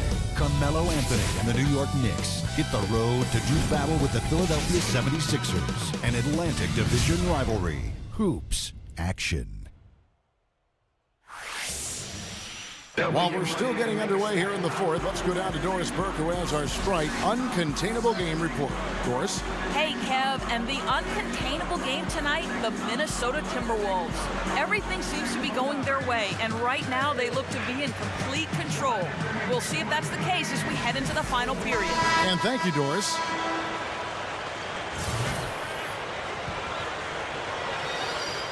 And so it's the Timberwolves taking care of business here. Final score, your Raptors 71. The Timberwolves 92.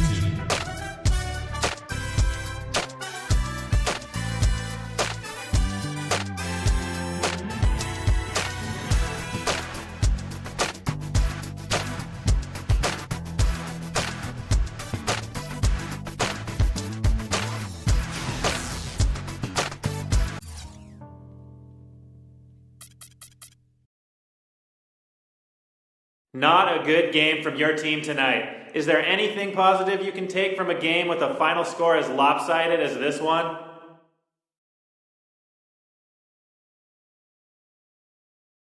Well, there was my performance, but besides that, pretty much nothing.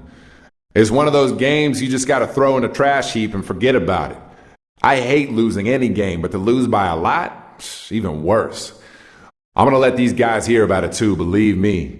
Coach don't even need to show up to practice tomorrow. I'll run the show, and I'll make sure every single one of the guys on this team knows what went wrong and where they need to improve, myself included, except for the improving part, because I'm peak form already.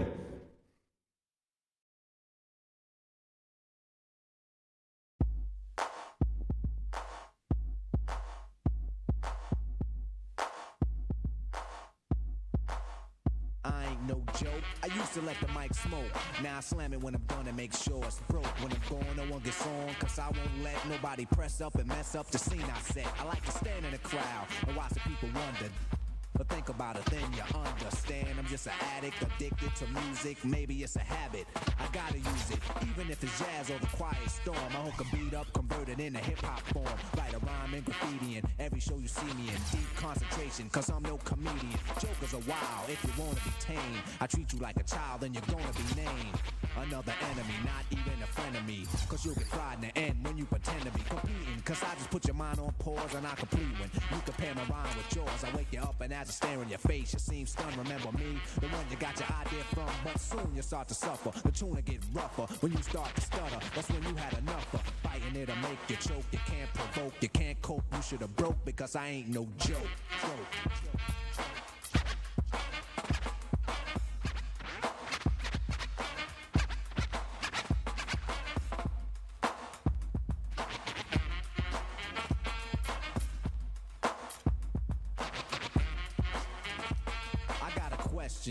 As serious as cancer.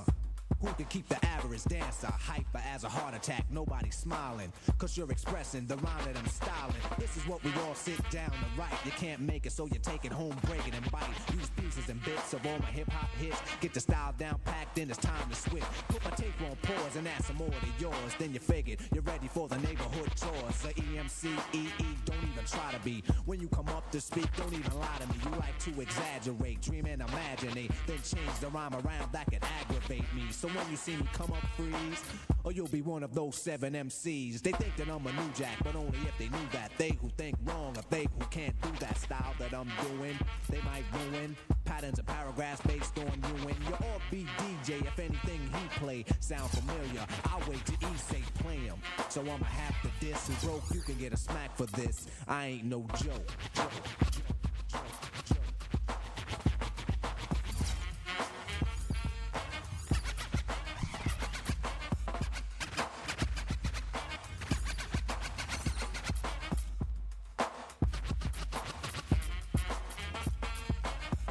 The microphone like a grudge. Be a whole record so the needle don't budge. I hold a conversation cause what I invent, I nominated my DJ the president. When I'm CL, keep a freestyle going steadily. So pucker up and whistle my melody. But whatever you do, don't miss one. There'll be another rough rhyme after this one. Before you know it, you're following the fiending, waiting for the...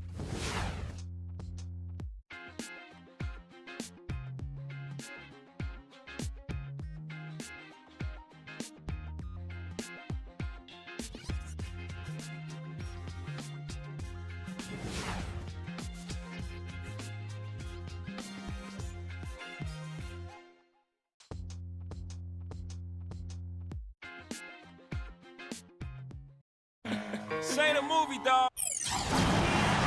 Live from Oklahoma City, Oklahoma, 2K Sports proudly brings you the Thunder at the peak at the Chesapeake Energy Arena. So for the Thunder, their last game, a win against the Hawks. And just one look at the score tells you all you need to know. They were dominant in just about every area. And in terms of their offense in that game, guys, it was straight out of the textbook, Clark. Yeah, and a flat-out clinic, wasn't it? I mean, just look at that final score. So let's take a look at the Toronto Raptors starting lineup.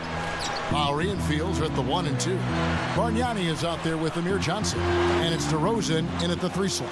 And for Oklahoma City, at the 2, 3, 4 respectively, the trio of James Harden, Kevin Durant, and Serge Ibaka. Russell Westbrook out there with Perkins. Now here's DeRozan, following the shot by Kevin Durant. DeMar DeRozan out of Los Angeles went to USC, a very gifted athlete, strong, explosive. I think he's a player with tremendous upside. It's his first trip to the line. Yeah, that's a great asset to have, guys, for any team. Coming down the stretch in close games, you've got a guy who's confident and very good at the line. When he steps up there, you feel good about it. Going back to DeRozan's upside, Steve, what...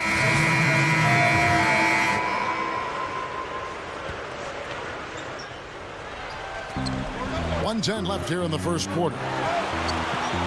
Westbrook dishes to Durant. Backing down. Cook kicks to Maynard. Pass to Durant. The basket good off the assist from Maynard. Durant's got 5 now. He gets another one. That's only his second make in 7 attempts, so a little bit of a struggle here to start. Here's Houdini. Easy shot. The shot is off. That's very uncharacteristic for him to miss that shot with such little defensive pressure. At his size, he can really finish at the rim. Yeah, and not just layups, as you just saw, folks. Wow. Unbelievable, isn't it? I mean, able to throw it down with ease. Now, here's Calderon. Klasic kicks to Calderon. There's the dish to Ross. Shot clock at 6. The high post shot. No luck. Here's Westbrook. A 26-point game for him in the win against Atlanta. Did a great job picking the defense apart, too. It wasn't just his scoring. Give him credit for his passing in that game, too. Here's Calderon. Can't get it to go. The first quarter concludes in a double-digit lead on the scoreboard. The Raptors out in front, up 10. Basketball season is in full swing, so come out and enjoy live Well, not exactly a close game so far, but as the second quarter starts here, plenty of time for a comeback. And from what we've seen so far from the Raptors, guys, your thoughts? And the difference to this point has been defense. This club has really gotten after it, and that's what's gotten them this lead. Well, there's nothing that's gone up that hasn't been contested so far. So on the floor for Toronto to start this second quarter. Small, he's in at 3. Terrence Ross is out there with John Lucas. Then it's Clazy. And it's Davis in at the 5 spot. Here's Houdini. Right up. And it's Davis with the jam. He spoke loud on making a statement that play. Yeah, that was brute force battling for the offensive board, then taking it right back up there. That's just all about strength and energy, guys. Okay, well, let's check in with Doris Burke reporting from our sideline in this game. Doris, take it away. Guys, Kevin Durant boosted his rebounding last season to 8 boards per game, a career high. He said, that's something that coach wants me to do. He said, I can get 10 a game. I think if I help the bigs out, it'll make it much easier for us to push the ball and get easy points on the other end. And Kevin, with Durant's 7'5" wingspan, he's got the size to do his part on the glass. Sure does. Doris, thanks. And it goes. That's good. While we're thinking about him, did you guys catch his comments at the press conference after their last game? Yeah, Kevin, it was really interesting to hear him talk.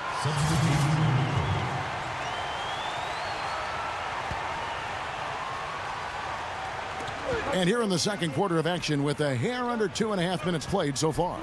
Here's the 3. The rebound by Harden. You know, James Harden last year won the NBA's 6th Man of the Year award. And he probably could have picked him for most improved, too. Just a breakout year for him. Shot the ball extremely well and really fulfilled his promise as the 3rd star talent on this Thunder team. Raptors leading by 17. That's tipped. Calderon passes to Kleza. And it's going to be 2 free throws. Drew contact on the shot. And going back to Harden, the number 3 overall pick back in 2009. And it took him a while to really hit his stride. He had to earn his way. Yep, credit the Thunder for being patient and give James Harden credit for the hard work he's done to get to this point. He's an efficient scorer, and to me that makes the difference because he gives you big production coming off the bench for him. Ross is checked in for the Raptors. Here's Jones. And again, Oklahoma City, no good. There's the pass to Kleza. Fires from 18. The shot's good on the assist by Calderon. Kleza's got 4 points in the quarter.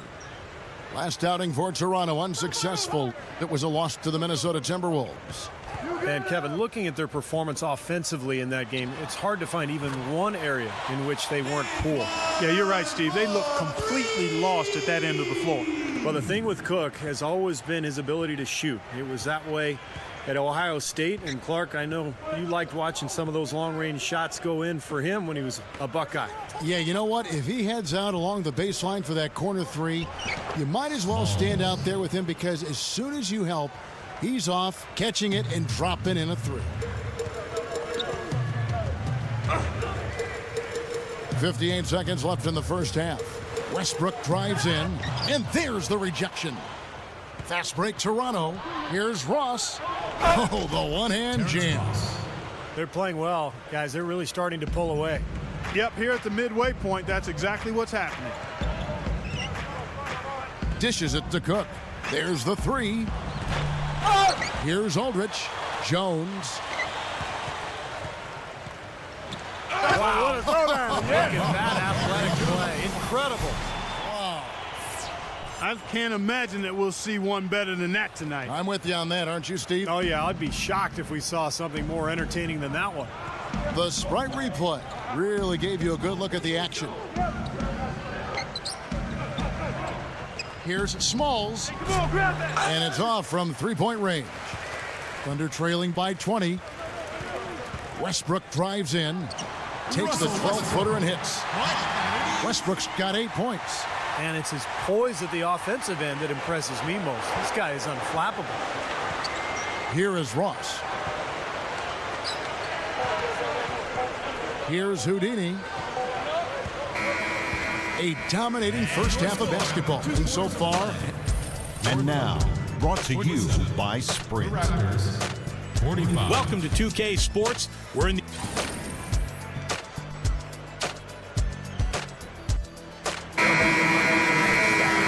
Welcome back, everybody. Third quarter just about to get going here in what has been so far a runaway game. You have to like what we're seeing so far from Bargnani.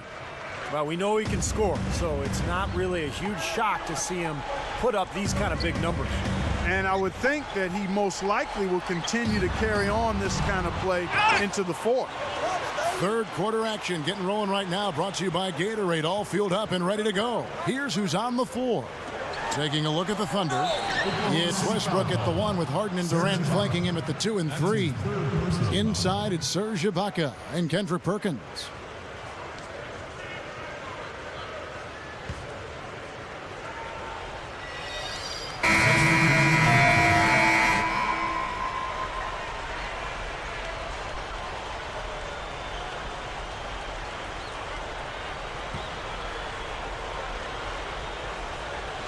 Second half of play with just under 2.5 minutes gone. Now Fields. He's got 9. Davis dishes to Lowry. Over Hayward. That's good from Lowry on the assist by Davis. Lowry's got his first 2 points of the night. Well, what I like about Oklahoma City, Kevin, is that they're very well-rounded as a team. They can score, they can get out and run, they've got outstanding individual players, but they're really good defensively as well, so they can beat you in a lot of ways. And Doris Burke has something for us. Hey, Doris. Guys, a very interesting motivational object for the Raptors. Coach Dwayne Casey had a 1,300-pound boulder placed in the Raptors dressing room. He said it's from a story about a stonecutter. Every time a stonecutter hits a rock, it may not break. You may have to hit it 100 times, but on that 101st time you hit it, now you cause the rock to crack. Now the team motto has become, pound the rock. It's a metaphor for working hard, eventually paying off. Casey said, we've got to keep pounding. We've got to keep hitting the rock, and eventually it will crack. That's why we work together every day to get better. Kevin, pretty hard to ignore a boulder that size in your locker room. Well, it's so true, Doris. Thanks. 6 on the shot clock. Buries it down low. Houdini's got his 3rd basket of the night. Well, if you look at the common theme for all the top teams in the league, it is solid defense. And Steve kind of just talked about that, Clark, and that certainly is what made the Thunder an elite team. Well, getting better on defense is really a 2-part process. I mean, you need the guys who can make plays and force turnovers, but you also need the entire team to buy into and embrace the system as the Thunder have. Now, they've got to offer more resistance inside. Just too many easy buckets in the paint. Yeah, Stephen, that's the top priority for any defense. You got to protect the paint. He's been so solid. You've got to keep him out there on the floor, really doing a nice job for the offense. Guys are looking for a spark here. Yeah, I mean, a cold stretch offensively. They desperately need a basket. Maynard kicks to Perkins. The basket good off the assist from Maynard. Perkins got 4 this quarter. Boy, what a great job of getting into the teeth of the defense and scoring in the paint. And that's been their main point of attack. I mean, get the ball deep and try to score from in tight rather than rely on their outside shooting. I mean, that's a more consistent way to score it. Take it inside. Raptors leading by 18. It's a 4-second differential between the shot clock and game clock. Lucas, that's good. Offensively, just hammering away in the paint. And that's 10 straight points inside, too. Here's Maynard. To the inside. Durant. The basket good off the assist from Maynard. Maynard's got 5 assists tonight. Here's Lucas. No good. Well, through 3 quarters of play, down double digits, it may be difficult. The NBA season gains momentum. The Orlando Magic take on Darren Williams. Welcome back as we get ready to start the 4th quarter. Who's had the Sprite uncontainable game in this one? Well, let's send it out to our Doris Burke. Doris? Yes.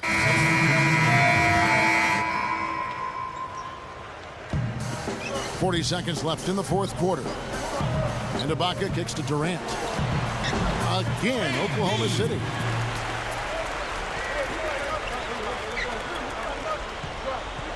Clark, they're in good position here to ride it out. Yeah, they certainly are. I mean, if they just play smart right here, Kevin, this game's pretty much over. So for Toronto right now, Smalls in at small forward. Davis is out there with Valenciunas. Then there's Calderon, and it's Lucas in at the shooting guard. Well, they're really making a point of keeping the ball moving around. Yeah, Steve and Kevin, you guys got to love this teamwork. I mean, everybody's involved and engaged.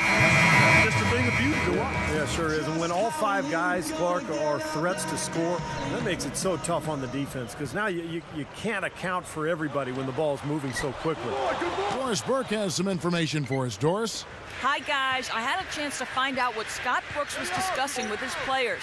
He rallied the troops saying nobody said it was going to be easy. They're not laying down. They're not going away. If we want this game, we have to take it from them. Kevin?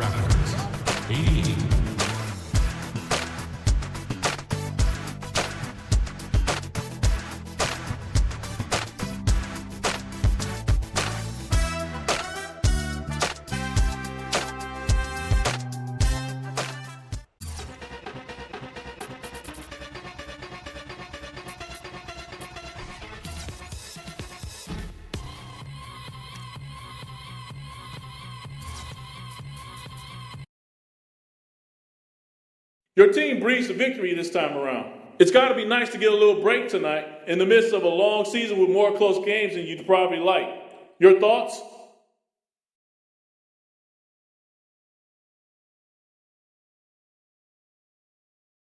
Man, we just out there doing work, punching the clock, paying the bills. I love it when the team's operating at peak efficiency like this. We like a well-oiled machine, and I'm right in the middle of it all, making it happen. It's games like this that make you realize the level of greatness we have right here. But we ain't even close to our ceiling, man. There's so much more we can do.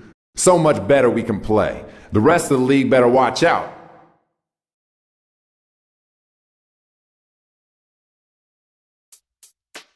Hold up, son. Word. Yeah. To all the and $100 billers. For real, who ain't got no feelings.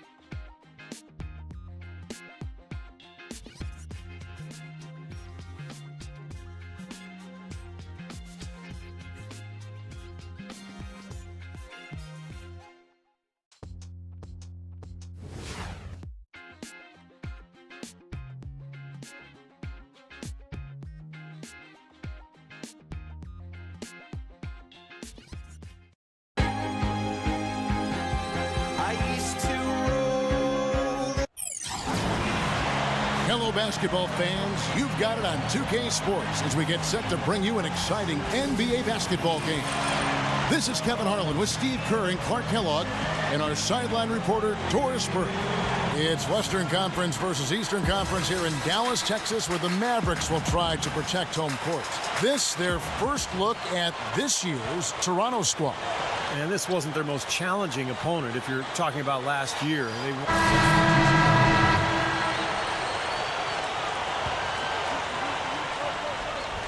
So it's the Mavericks now, trailing by 2. Some nice passing here by Dallas. Collison against Lowry. Right side, Mayo. Shoots over DeRozan. And there's O.J. Mayo on the assist by Collison. That's 7 points for O.J. Mayo. And as Steve just pointed out, they did what you would have expected them in those 2 games. They took it to an opponent that had a very tough season. And guys, sometimes it's really hard to predict what's going to happen in an East versus West matchup, no matter where the teams stand in their respective conferences. But this series went pretty much according to form. Marion kicks to Mayo. Right side, Mayo. Takes a shot at the elbow. No luck. Now Toronto takes it the other way. They want to keep rolling here following the win against the Thunder. And I don't want to take anything away from their effort in the win, but not a whole lot of fight from the defense they were facing. And they took advantage of that, Steve, as you would expect them to. You got a team that's not showing you any defensive resistance. Show them your killer instinct. It's Mayo on the wing. Kicks it to Brand. Shoots from the block. It's hauled in by the Raptors. Well, they're able to track that one down, but they've got to pick up their rebounding a little bit here. Yep, and that's something to keep an eye on, guys. I mean, it's still early right now, and those slight disadvantages can grow if you don't make the proper adjustment. Carter drives in. He goes up, and Sean Marion with the slam. There he goes again, that lower body root canal, clearing out space under the offensive glass.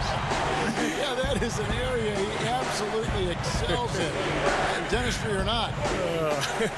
Does he need Novocaine for that?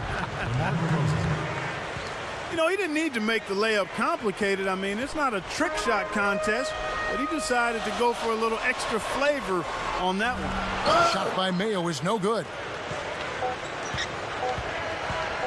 Here's Lowry, and that's not going to go. The basket's coming early and often in the first quarter. The Raptors out in front, up by 5. The second quarter coming up right after this break, so don't go anywhere.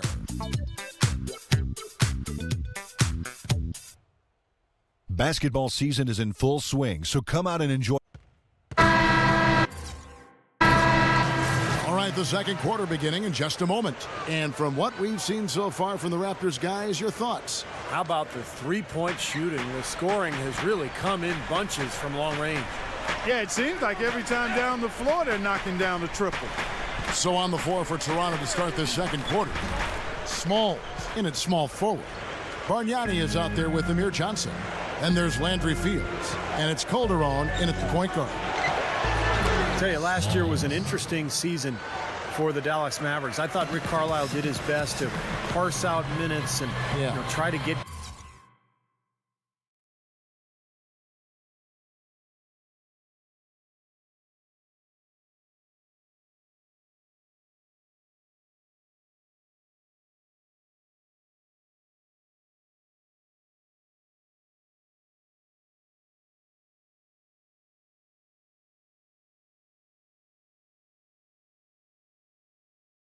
guys rest. He did have an older roster, particularly with guys like Dirk Nowitzki, Jason Kidd, Vince Carter.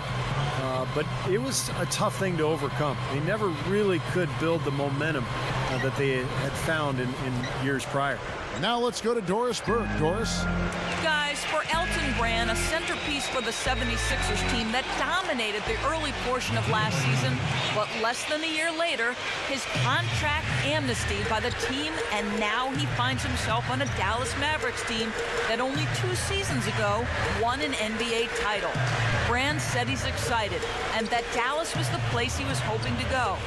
Guys, he's an important part of their front court now, able to play either the 4 or 5 positions. Great skill in that front court. He fits right in. Thanks, Doris. Excellent job carving out space under the glass to make that putback possible. Here's Smalls. That falls. Nice speed this time from Jose Calderon. Houdini's got 4 this.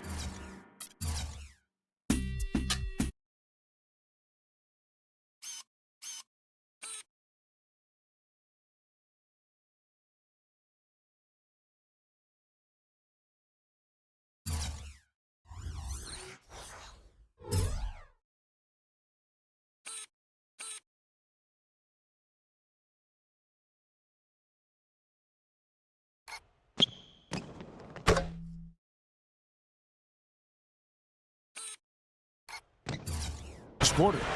Back to the Mavs a second. You know, when you have a team like that is aging, you know, you put them in a compacted season, a lot of games in a very short window, that normally would not bode well for you. No, it wouldn't, and they'll play more games this year, but overall I think they'll be better off with more days to rest in between. As a matter of fact, I would love to see the length of the season go back to normal, but the game stay at 66-7. Wouldn't that be nice? That would be awesome. You'd have great practices, better coaching, fresher athletes. I mean, even the commissioner agreed with you on that. I think that would be awesome if somehow you could make that happen.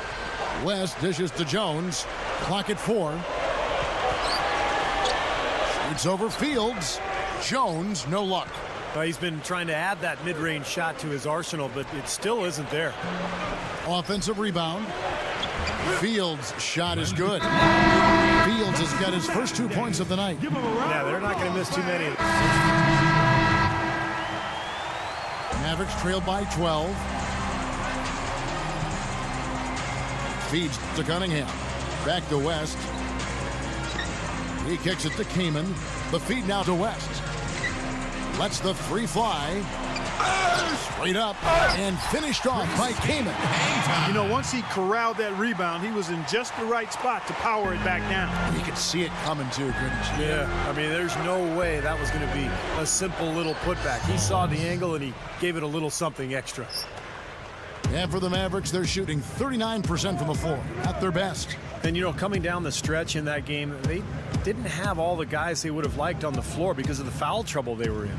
And as a result, Steve, they had to back down a little bit so they wouldn't get themselves into even more foul trouble. Lucas with it. Here's Fields. And a foul called on the shot. Got him on the way up that time, so he'll shoot 2 right here. Yeah, nice body control there. Narrowly missing the shot. That would have been a three-point play. Had a free look at it after the foul. Nice play. The Raptors have gone 3 of 4 at the free throw line tonight.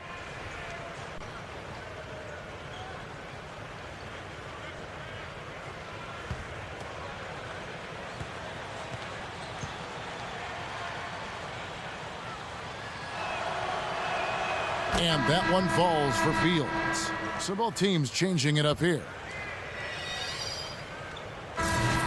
And so we conclude the first half.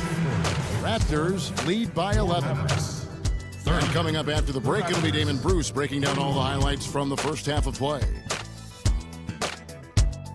Now, presented by Sprint.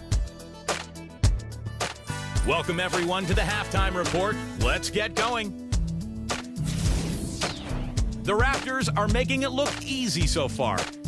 They've struggled a bit in the early going this season, but appear to be in good shape for the second half. Their passing has been the key.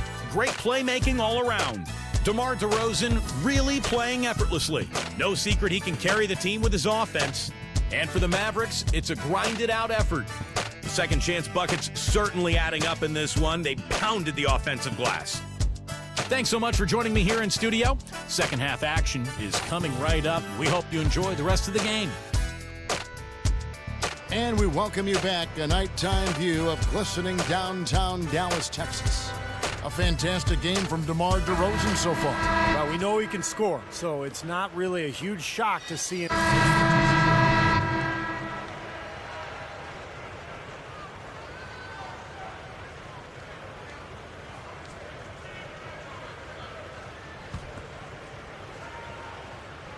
Get down, man. Mavericks trail by 12. Dirk and Brand playing up front. Mayo out there with Collison. And it's Carter in at the 3 spot. That's the lineup out there for the Mavericks. It's been 4 years now and counting for the Raptors since they made the playoffs. Overall, the franchise found their way into the playoffs early, but it's been hard getting back there recently. They set the screen. Here's Houdini.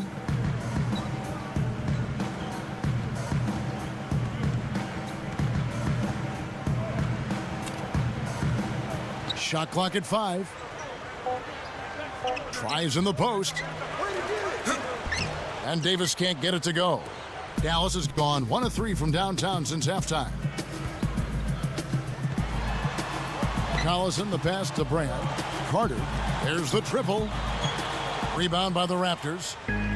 Fields has got his 6th rebound on the night. And with so many stars coming and going, Bosh and Tracy McGrady, it seems each time, Steve, that Toronto gets a team that can make the playoffs, they lose their centerpiece. Yeah, that's going to be important in the future. Can they hang on to their players? It's one of the reasons I think they've gone with a more European feel to their club. It's an international city, Toronto is, and I think the franchise feels like if they draft European players, they're more likely to be able to hang on to them than they would be the American stars.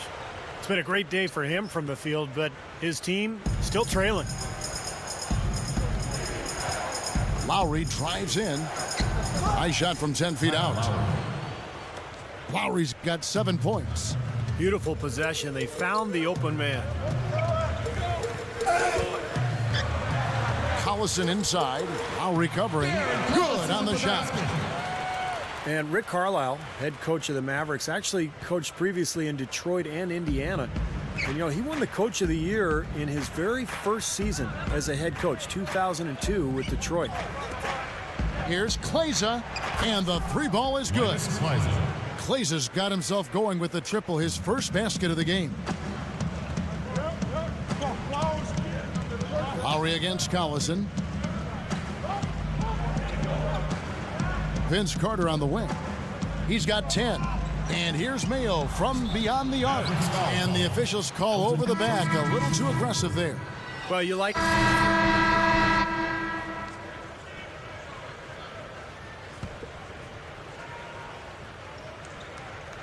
Here is Lowry. Teardrop shot, and O.J. Mayo pulls it down. And going back to Rick Carlisle's time in Detroit, he'd gotten them as far as the conference finals in his second season, but was shown the door just prior to their championship year in 2004. Yeah, the Pistons won the title the next year, so a move that obviously was justified, but a strange move nonetheless. Rick Carlisle had plenty of success, but that's the NBA. Coaches get blamed for everything, and to Carlisle's credit, he just moved on, kept working, and has had tremendous success ever since. So the Raptors 5 right now. Their backcourt is Lowry and DeRozan. Inside at the 4 and 5, Bargnani and Amir Johnson. And it's Houdini at the 3, the small forward.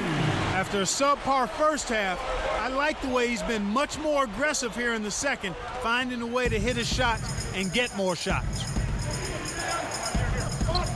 Lets it go with the 3. That falls. Nice feed that time from Kyle Lowry. Lowry's got his 5th assist in this one. They need a good offensive possession. Yeah, they've had a number of empty ones, a long time without a basket. They got to find something, you're right. Collison kicks to Nowitzki.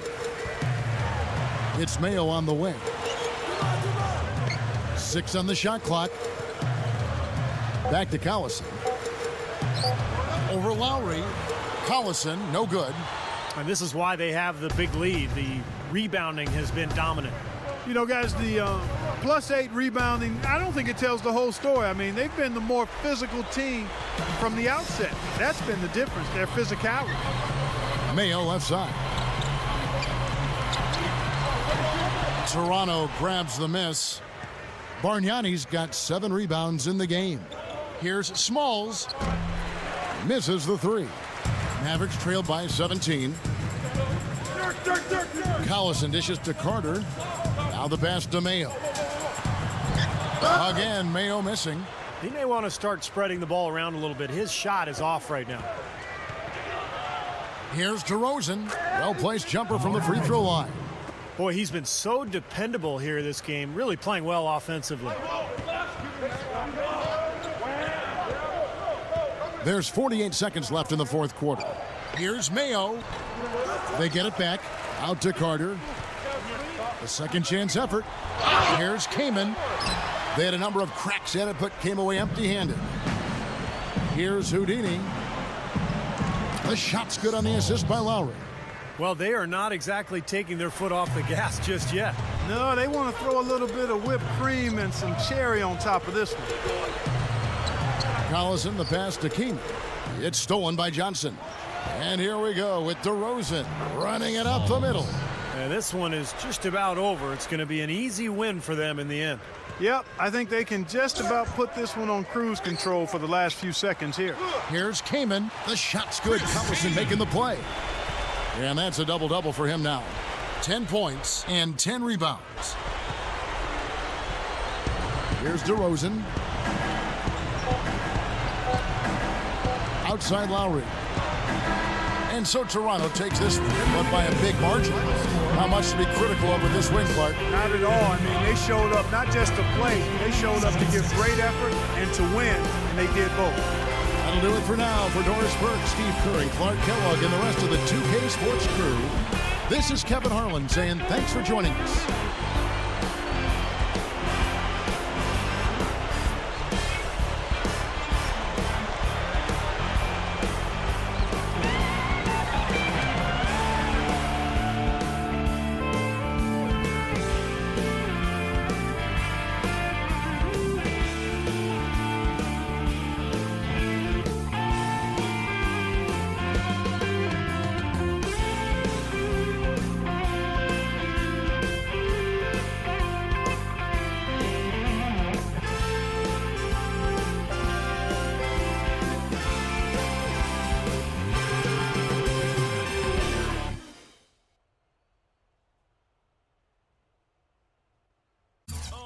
Just point out the bounce. Uh-huh.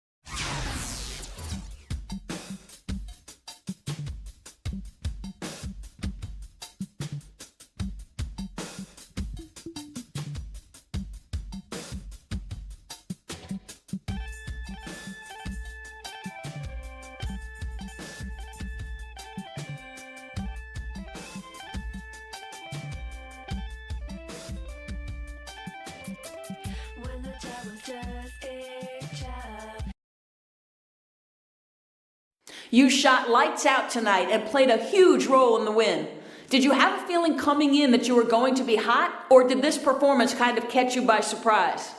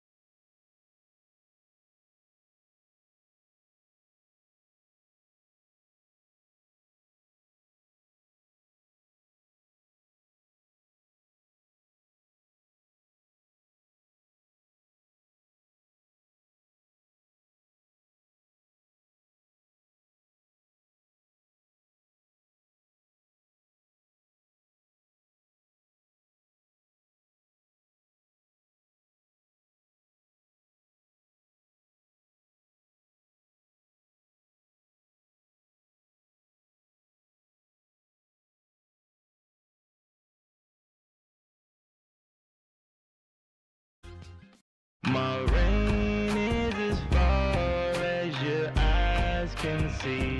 It's amazing, so amazing, so amazing, so amazing. It's Saturday night and live on 2K Sports. We've got the excitement of the NBA for you tonight. You're alongside Steve Kerr and Clark Kellogg. I'm Kevin Harlan. A quick check of our starting lineups. State Farm shows who will hit the floor first. Hey guys, taking a look here at Kyle Lowry. What will we see from him? Well, Lowry is one of the scrappiest players in the game, Kevin. He's gotten to the...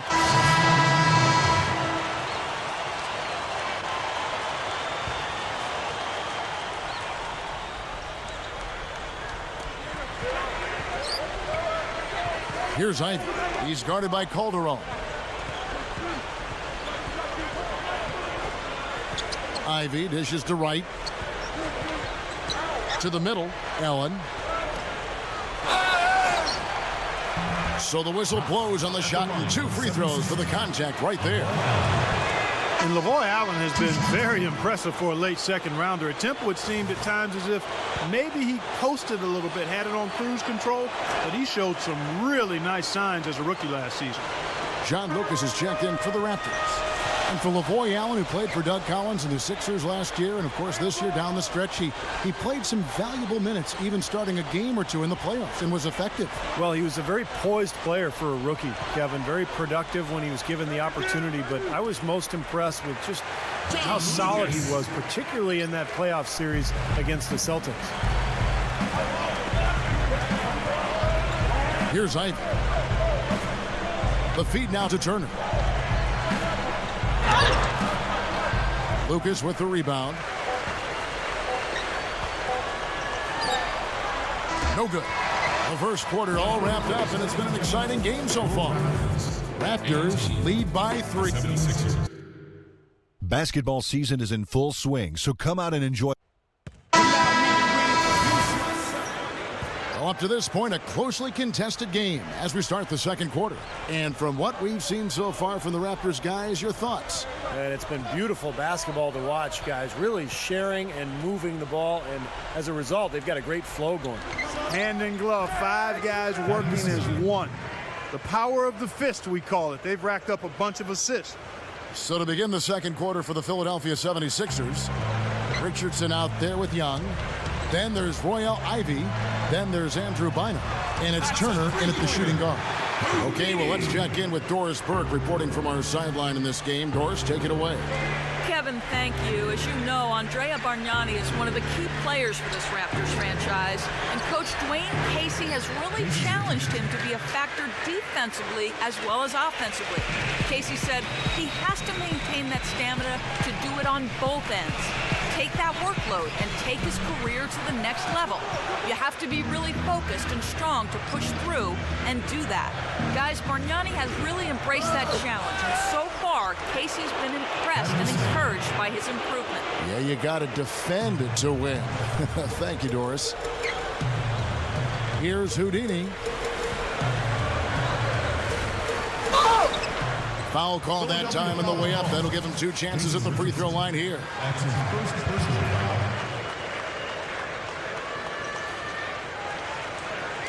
You look at Houdini, and if you guys noticed a nice billboard of him going up as he signs with Jordan. Yeah, it looks like they want to make him one of their featured athletes, and we should keep seeing him promoted like that. I wouldn't be surprised if that's the case. And by the way, sweet-looking shoes. Yeah, very sweet. Yeah, and I'm sure part of the deal is plenty of product. I'd like to get in on that. Here's what Toronto's going with right now. Ed Davis has checked in for Bargnani. Andrew Fields comes in for Ross. And it's Lowry in for John Lucas. Marked down low that time, and he got the 3-second call. Well, Kevin, a look here at last year in the NBA where the Raptors ranked 12th in free throw.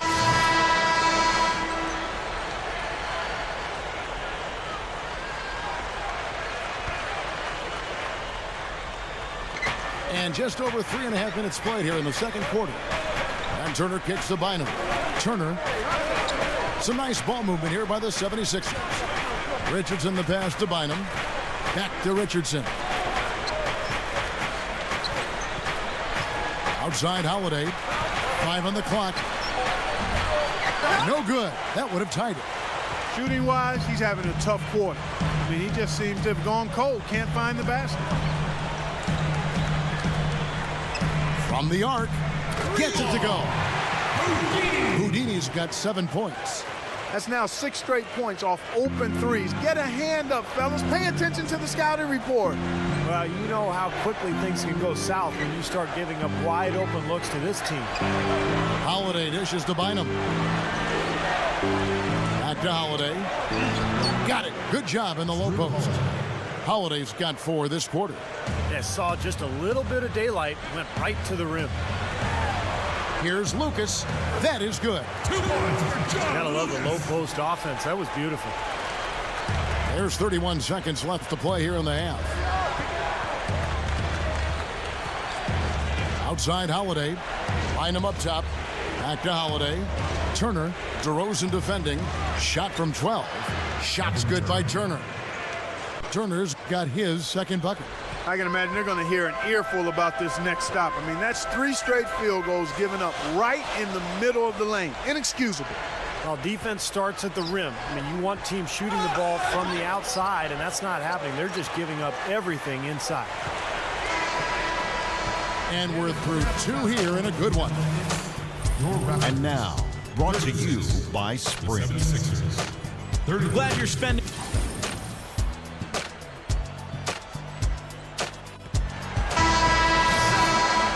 We have a close ball game on our hands.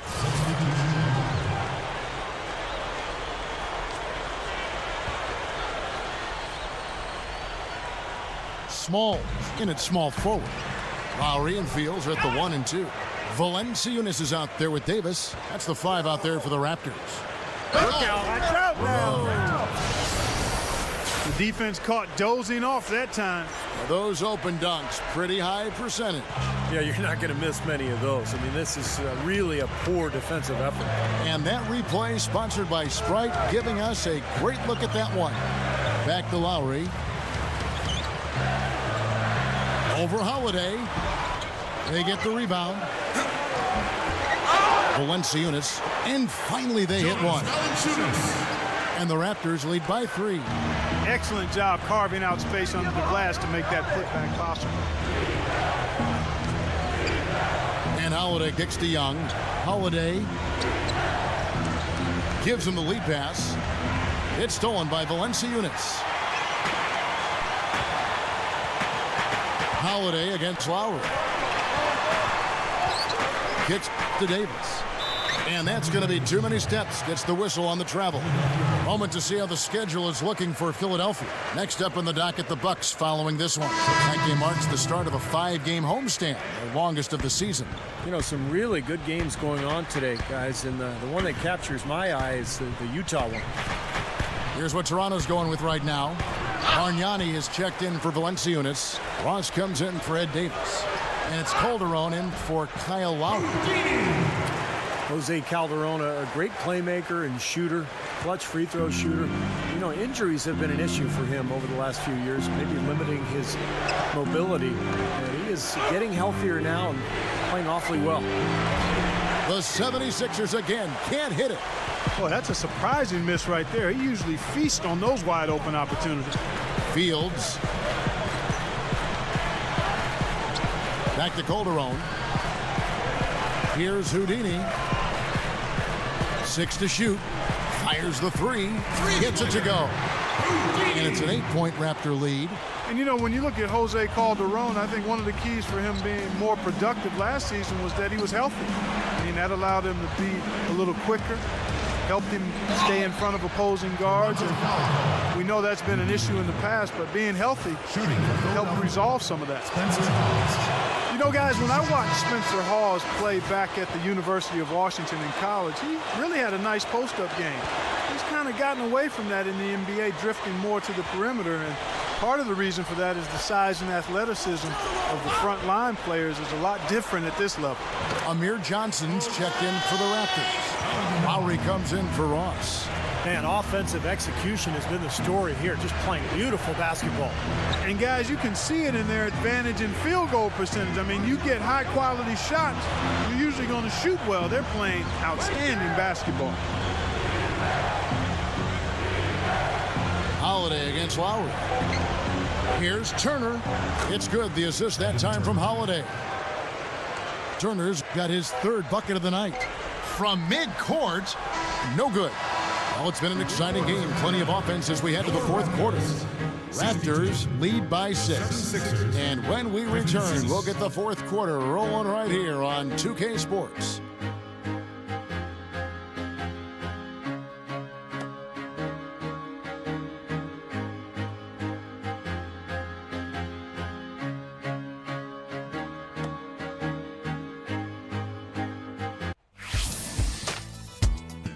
The new season in the NBA rolls on. Josh Smith and the Atlanta Hawks take on Chris Paul and the Los Angeles Clippers. It's the NBA next Sunday. Well, welcome back as we get set to start the fourth. Who's had the Sprite uncontainable game in this one? Well, let's go to Doris Burke. Hey, Kevin. Well, it's the Raptors who've had the uncontainable game. It seems every offensive set they've gone to has worked with flying colors. It's definitely the kind of game they were hoping for before the tip. Thanks again, Doris.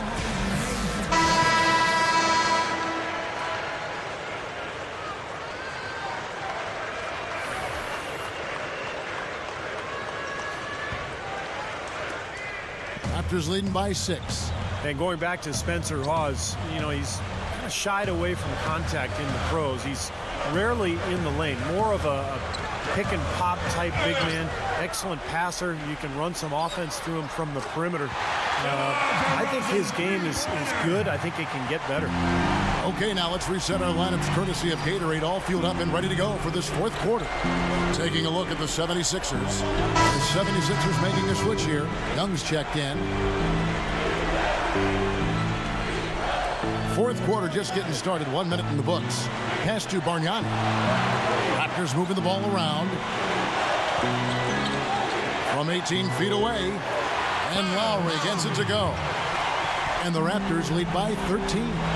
Tell you what, when it comes to hitting shots from the mid-range, they've shown a clear advantage in that area. Well, it's not the most efficient shot, but you can't argue with the results that we're seeing. They're doing a nice job knocking them down.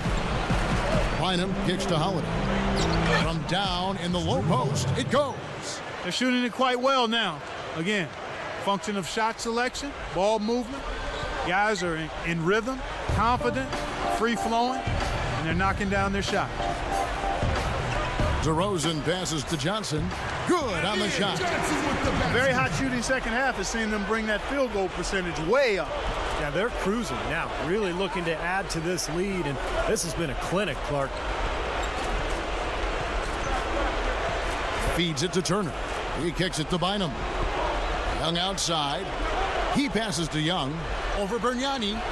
Young's shot is off. Boy, they've really won the battle of the boards in this one, Kevin. Lowry against Holiday. Puts it up. And Philadelphia grabs the miss. Turner's got 4 rebounds in this game. Their last game, a win against Boston, looking to carry it into this one. And there's no question what the overriding factor was in that game, Clark. It was the big edge they had on the glass. Well, the level of energy they had in the win, Steve, was what impressed me. I mean, it was lacking on the other side, and it really showed through the rebounding numbers. DeRozan on the wing. Turner covering. DeRozan. And that one's good. DeRozan's got 6 in the quarter. He's been so solid. You've got to keep him out there on the floor, really doing a nice job for the offense. Outside Holiday. Bynum dishes to Young. Bynum with a screen on Bargnani. Clock at 6. Step back shot. No luck. And Toronto will go the other way with it. And guys, this is the first they're seeing of the 76ers this year. The 76ers trail by 12. Holiday with it. Lowry picks him up. Bynum, no good. Yeah, trying to put a little mustard on the hot dog there. That was just convert the shot. Come on. He feeds it to Johnson. Here's Houdini.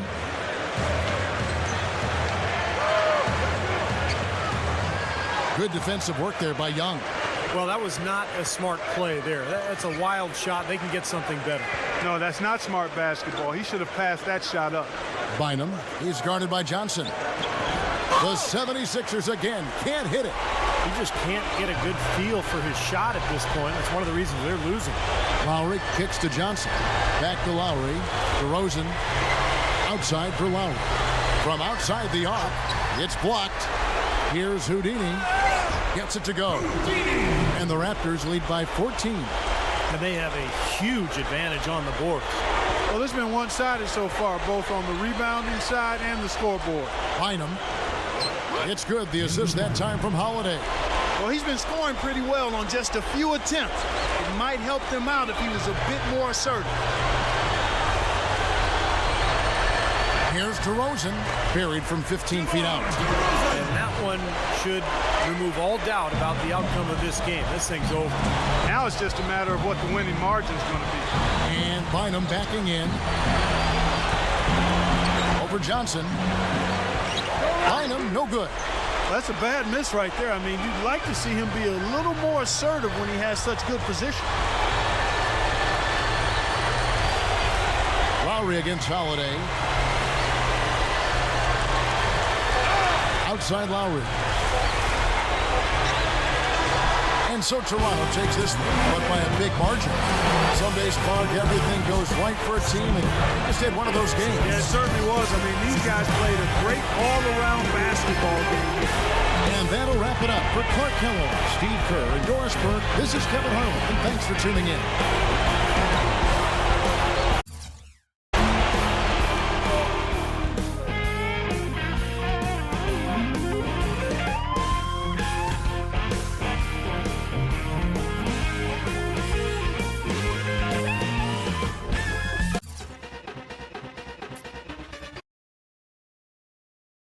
It was an okay game for you, but I imagine you're most happy with the win.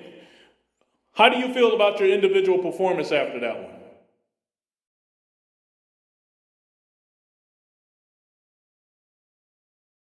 It was fine. I'm not really going to complain when we did what we came out here to do, and that's win the game. I know I can play better, but my performance tonight was enough for us to get the job done. No need to get worked up about it outside of that, man.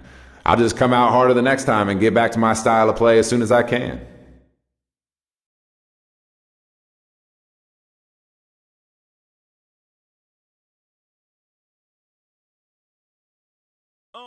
Just point out the bounce. Show me the bounce. Yeah. Just point out the bounce. Yeah. Timbo King. Yeah. Young Ho the King. Yeah. Just point out the bounce. Yes. Just point out the bounce. Yeah. Listen. Rumor has it the Blueprint Classic couldn't even be stopped by September 11th marks the era forever of the revolutionary J.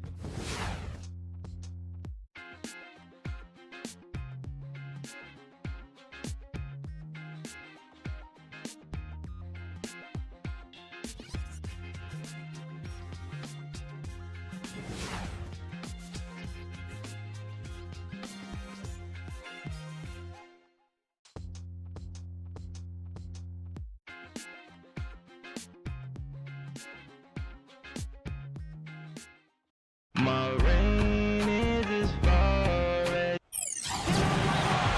Welcome, everyone, to the NBA on 2K Sports. With Steve Kerr and Clark Kellogg, this is Kevin Harlan. Doris Burke will be along, too, from the sideline.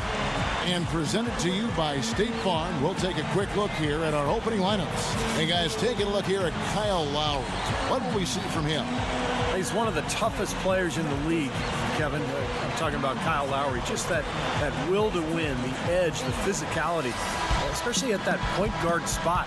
He is really one tough kid. Well, you combine that edge and determination with his great skill level, that's a nice combination.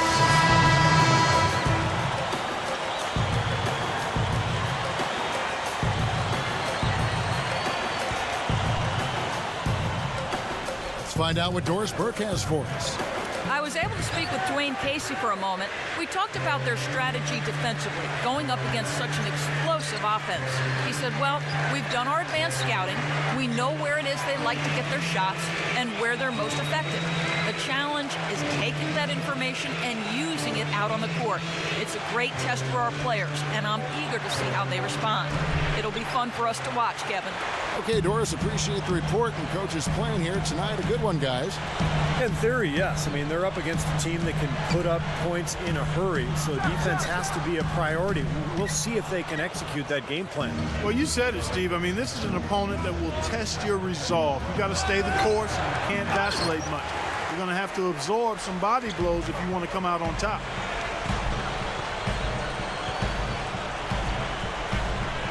Here's Houdini.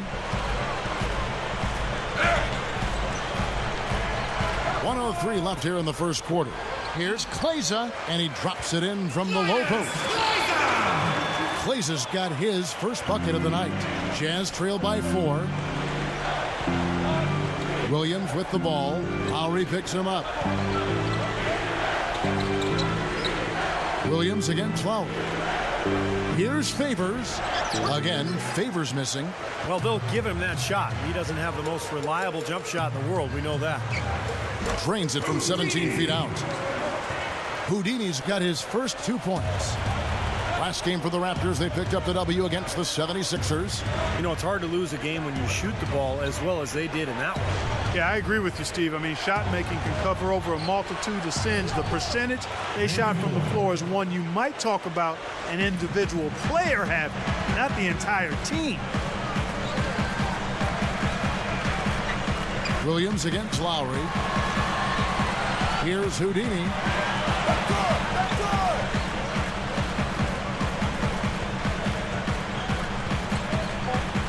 And there's the feed to DeRozan. Again, Toronto. Here's Williams. Shot is no good. And they're scoring pretty well as we conclude the first quarter. It's the Raptors. They lead by 5. We'll be back shortly live from the Air Canada Center in downtown Toronto. Basketball season is in full swing, so come out and enjoy live NBA action with your Raptors. Houdini is ready to give his best, so get your tickets now. So come out and welcome our sensational new rookie. And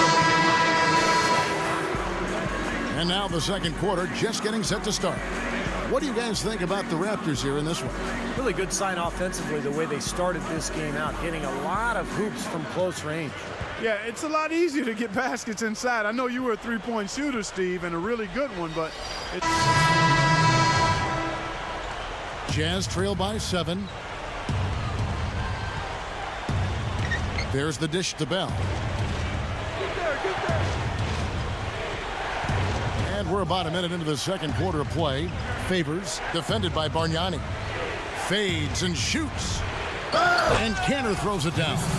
Well, he's an effort guy, Kevin, and so often his points come from second or third chance opportunities by hitting the glass and really staying relentless in his pursuit of the basketball.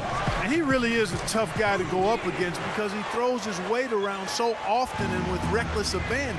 I mean, it can really wear you down physically.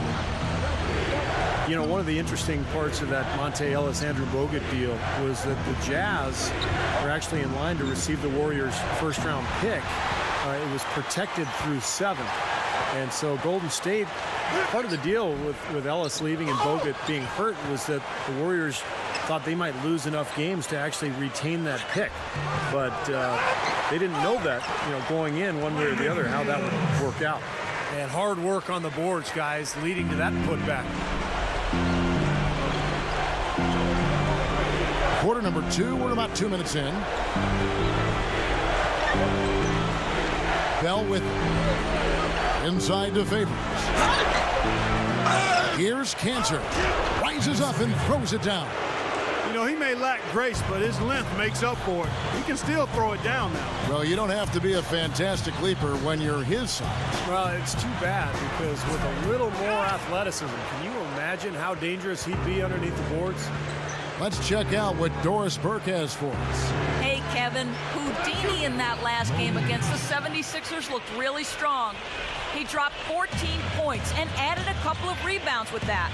A bit of a surprise attack for him, as he is usually just regarded as a role player on his team. You got it, Doris. Appreciate the report. And not surprising, Clark, that he had such a great game. No, not at all. I mean, he can bring it on any night, and he made a major game-changing impact tonight. Yeah, he was big time. I mean, he played about as well as he could. And, you know, when he plays like that, this team is tough to beat.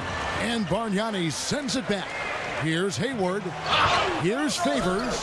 The monster one-hand slam. A major glass eating that. And a tight game here as we end the first half. Raptors lead by 4. 45. And coming up after the break, it'll be Damon Bruce breaking down all the highlights from the first half of play. Now, presented by Sprint. And they've played 2 quarters out at Air Canada Centre, and a great game is in progress for our halftime show. Toronto leading against Utah. A young NBA season. They're looking to climb over 500 with a win here. A nice job of sharing the rock, making plays for one another offensively. And the Jazz, they're putting up a fight. They've done a fantastic job pushing the break and the tempo, easy buckets in transition. And back to Toronto we go. Thanks so much for being with us.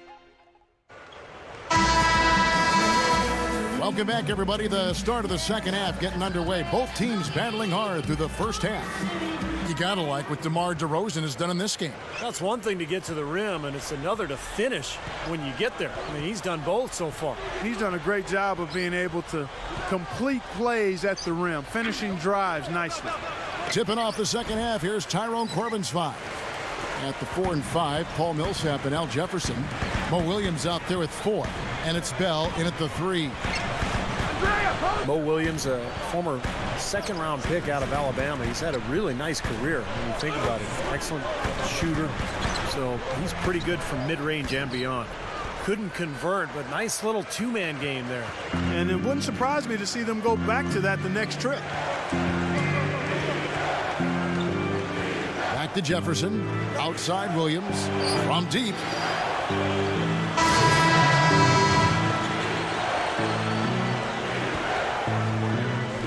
Just under 2.5 minutes into the third quarter now. Here's Smalls. And the Raptors miss again. And guys, you talk about a player like Mo Williams. Star players love a guy who can spread the floor for them. In other words, a guy who can knock down perimeter shots, whose defenders can't help off of him.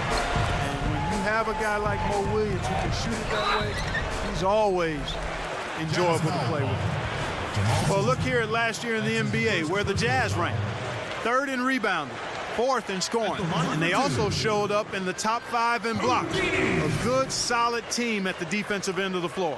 And this is a team that really relied most heavily on the rebounding numbers that you talked about. I mean, at top 5, they're a team that likes to attack the lane at both ends of the floor, really control the glass on defense and try to pound you inside with the offensive boards. Bargnani is checked in for Kleza.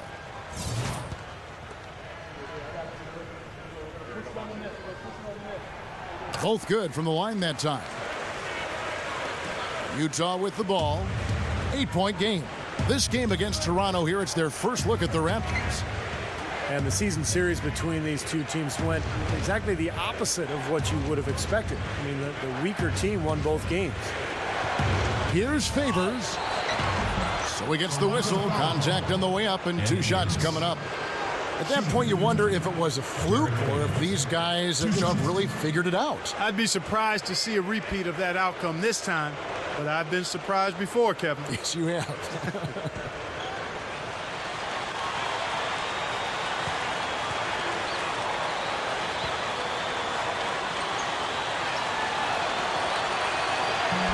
That free throw, no good.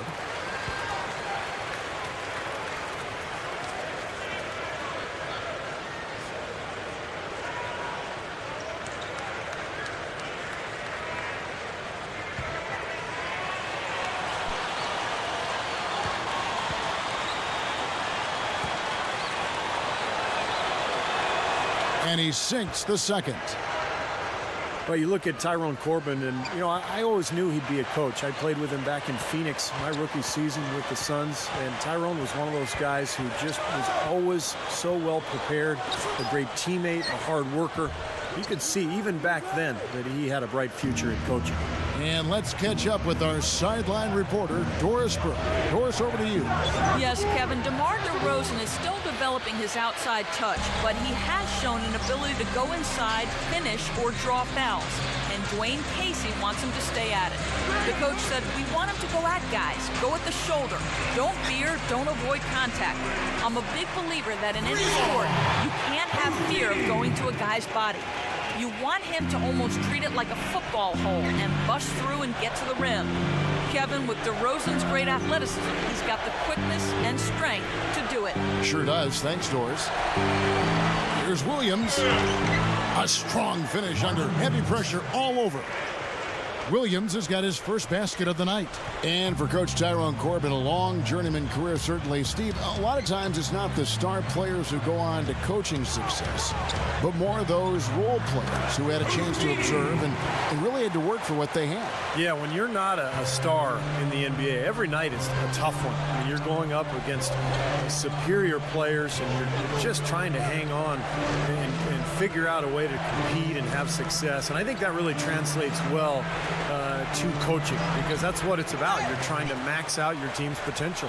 Raptors leading by 10. It's 9 seconds separating the shot clock in game 3, and the shot is good. The Jazz shooting here in the early goings of the second half has been off 25%. Tries from 16, the offensive rebound. Now, here is 4. Fields covering. Pass to 4. A second chance effort. Bargnani grabs the board. Well, that's a bad miss right there. I mean, you'd like to see him be a little more assertive when he has such good position. Well, through 3 quarters of play, down double digits, it may be difficult to overcome. Tune in next Sunday.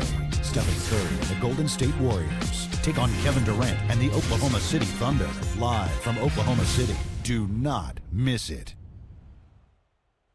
Well, welcome back as we get set to start the fourth.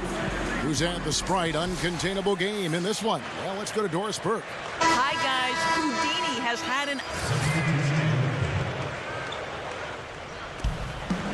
The Raptors have gone 2 of 4 from the field since we started the final quarter of play. Oh, they better hustle. Small in at the 3. Inside at the 4 and 5, Bargnani and Amir Johnson. Their backcourt is Lowry and DeRozan. That's the 5 out there for the Raptors. Johnson with a screen on Bell. 4 on the shot clock. Excellent use of the screen that time. Houdini's got 12 points in just the second half. And defensively, remember, you got to fight through screens to avoid giving up open looks. Yeah, you're exactly right, Steve. And the defense has to go over the top of that screen. I think that's how they get it done. Here's Williams. Pass to Millsap. And it's Toronto with the rebound. Lowry's got his 5th rebound right now in the game. Up next for them is the Pacers in Indianapolis. And that'll be the first of a 2-game road trip for them. And the defense got away with a major lapse there. Guys are looking for a spark here. Yeah, I mean, a cold stretch offensively. They desperately need a basket. Williams kicks to Jefferson. Shot from the wing. Toronto grabs the miss. Well, you know what? You really expect him to knock that jumper down when he gets a good look like that. And here's 4. The pass to Williams. Randy Foye is on the way.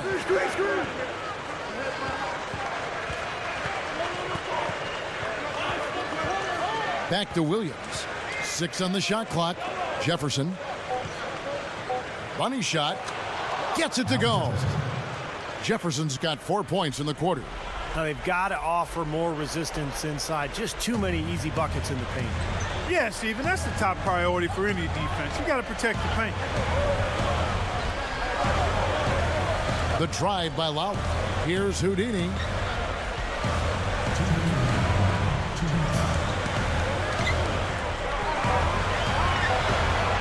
The jump hook, and the shot is good. Houdini's got 20. Yeah, this club well on its way to victory. Beautiful offensive execution. Yeah, I like the fact it was wire to wire too, guys. A fantastic job for them. Jefferson, he's guarded by Johnson. Unloads from 13. Bargnani grabs the board. Shot seems to be a little awry today, just off a fraction. They've got to have him pick it up, though, and soon. Here's Smalls. That falls. Nice feed that time from Kyle Lowry. 23 points in the game. They've stepped up their three-point shooting game in the second half. They're letting it fly out there with reckless abandon. Now they're feeling confident, and they're in a good flow offensively, so why not just keep firing from out there? Backing down is Jefferson. Fades back. Jefferson can't get that one to fall. Raptors leading by 20. Inside, here's Johnson. Pushes it down. And that should do it. This is an insurmountable lead. Yep, there's too little time left, too big a deficit to overcome. This one's over. Williams kicks to Jefferson. Back to Williams. The 19-footer is on the money.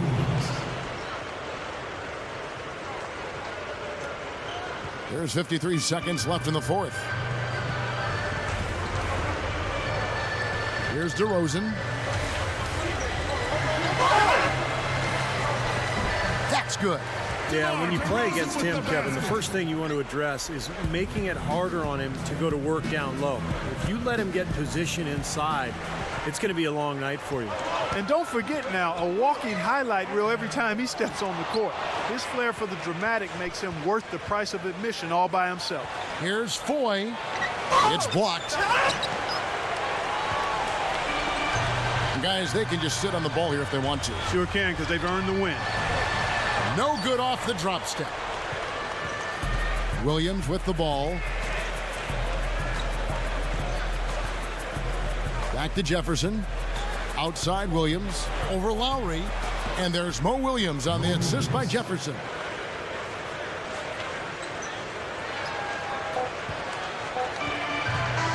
And so Toronto takes this one, but by a big margin.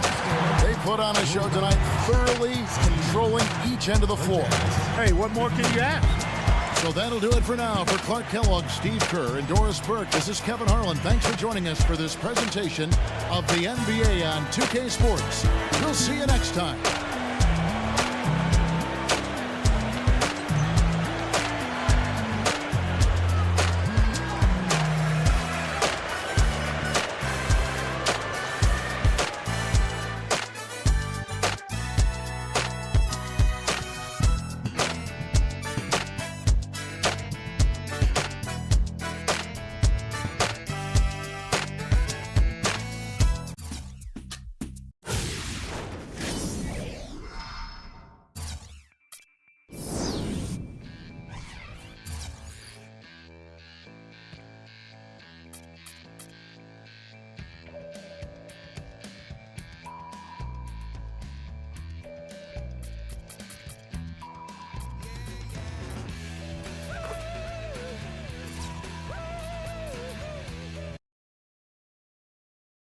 You had 23 points. Taking on a lot of the scoring load was a major help for your team. Did you feel like you were just in the zone?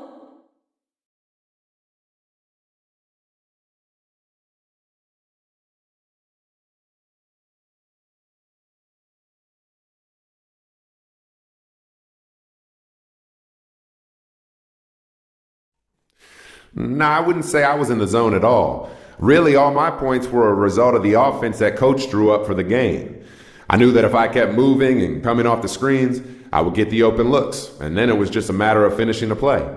You have to give credit to the coaching staff and my teammates for setting me up with all those looks before you start sending any praise my way, man.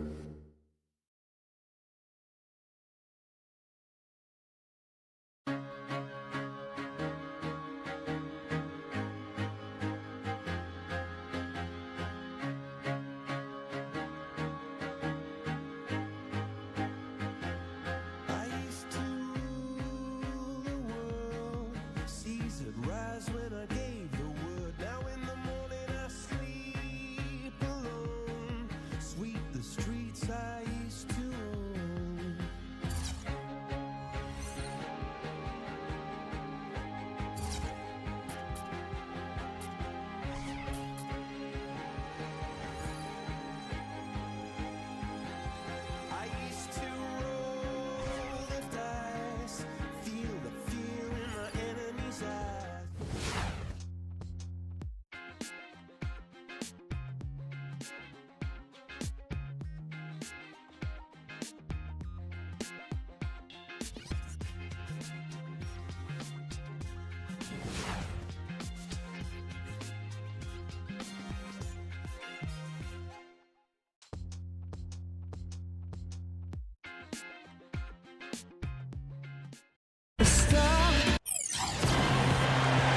The crowd has assembled in Indianapolis, Indiana, looking for a Pacers win today.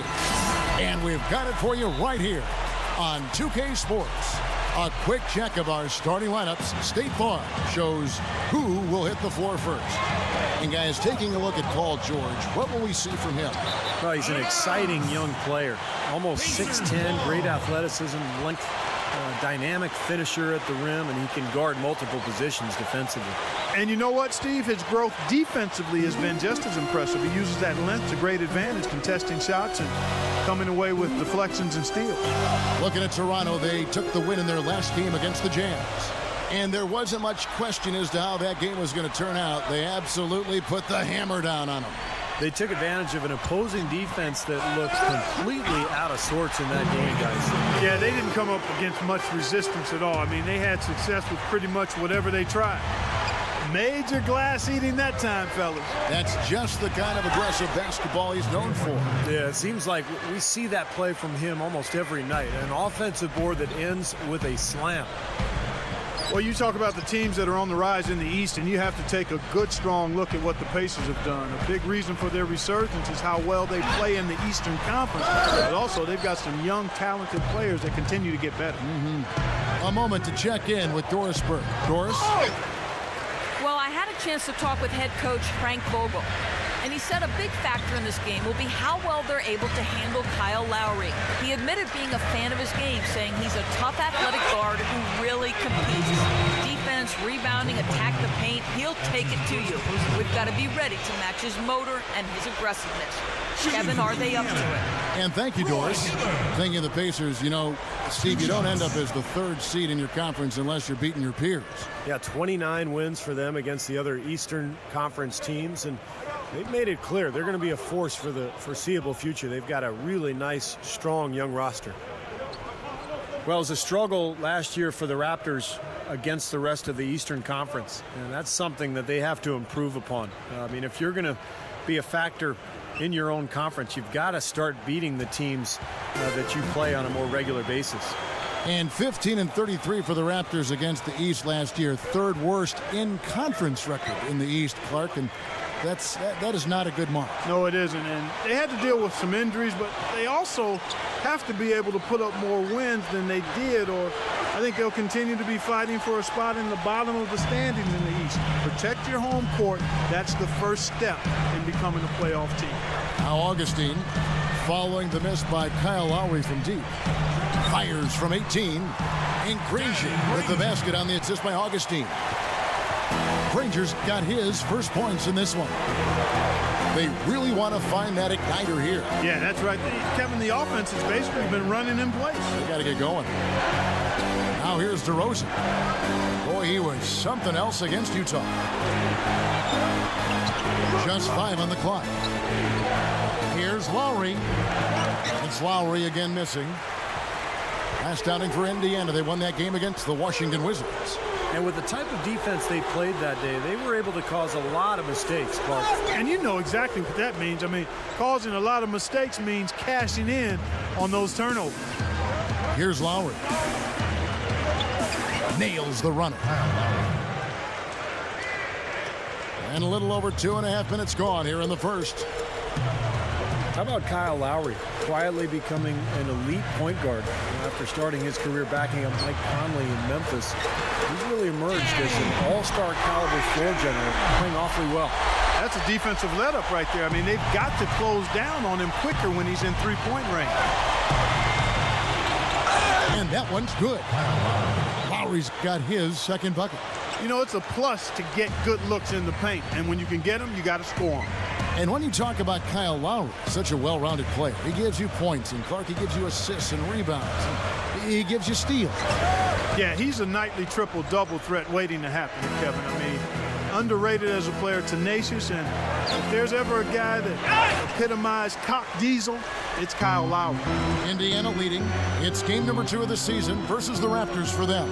Yeah, that was a big win for them, and an impressive performance, mainly down in the paint. Their rebounding advantage was the difference in the game. Stolen by Bargnani. Field dishes to DeRozan.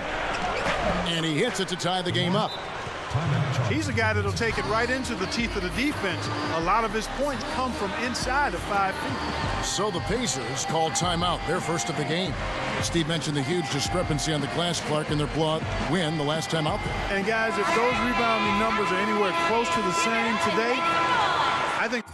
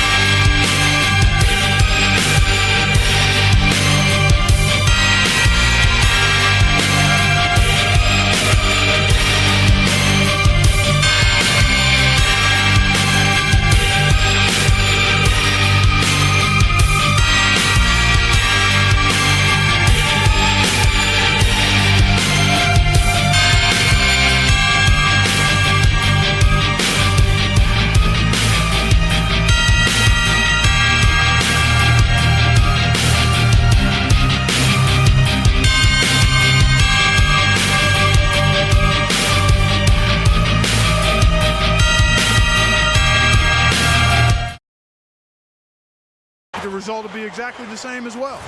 So Indiana ends up with a new group on the floor. Pacers have gone 3 of 7 from the field since we've gotten underway. 59 seconds left here in the opening quarter. And Hansbrough kicks to Green. And the Pacers can't get it to go. Raptors have gone 50% from the field to this point, 4 of 8. Here's Houdini. Lets it go from the wing. Gets the bucket. Here's Hill.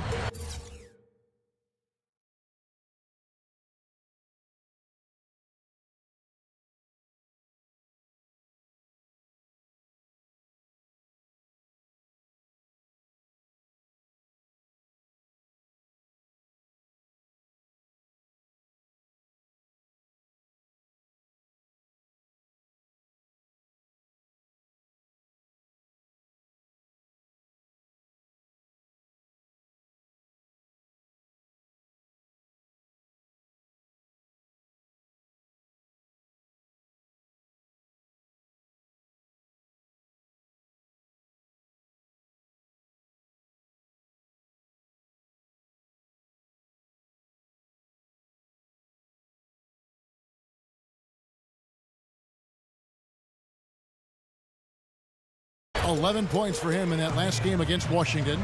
He got some huge points from the foul line, too, Kevin. He was very aggressive, generating contact and drawing fouls. Now, here is Hill, trailing by 2. There's the dish to Stevenson. 6 on the shot clock. And there's the 3-second violation. So both teams changing it up here. Toronto with the ball. Here's Houdini. Drops one in from the wing.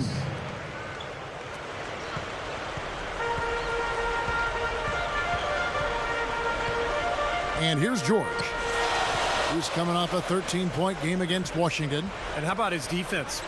4 steals on the night. He was so aggressive. I'll tell you what, for what's really an elementary shot, he looked a little nervous on that release. And we reached the end of the first quarter. The Raptors out in front, up 4. And don't go away, we'll be... 2K Sports Magazine, the latest issue, is now available, featuring Houdini, emerging as a star talent in the NBA. Now the second quarter getting ready to start up. Taking a look here at the Raptors' performance here. Clark and Steve, what have they been doing or not doing in your opinion? Yeah, the defense has been terrific. They came out right from the beginning, alert and focused, and they've been really good at that end of the floor. And I think Coach has to be pleased with the effort, Steve. And now, brought to you by Gatorade, all fueled up and ready to go. Let's reset our lineups. So for Toronto right now, small, and it's small forward. Their backcourt is Lowry and DeRozan. Davis is out there with Lennox Clazen. You know, the Pacers had that 4 or 5 year stretch where things went south after that brawl in the Palace. But if you look at their team now, the last couple of years, they've really built a strong young core. And it's paid off. They're becoming one of the better teams in the Eastern Conference. And let's now go to the sideline. We'll catch up here with Doris Burke. Doris? Hey, Kevin. Houdini in that last game against the Jazz got down to business. He ended with 23 points, and that scoring outburst set a new season high for him in what was a great exhibition on his part. This game might have acted as a coming-out party for him in the NBA, a truly dominating performance. Let's see, Kevin.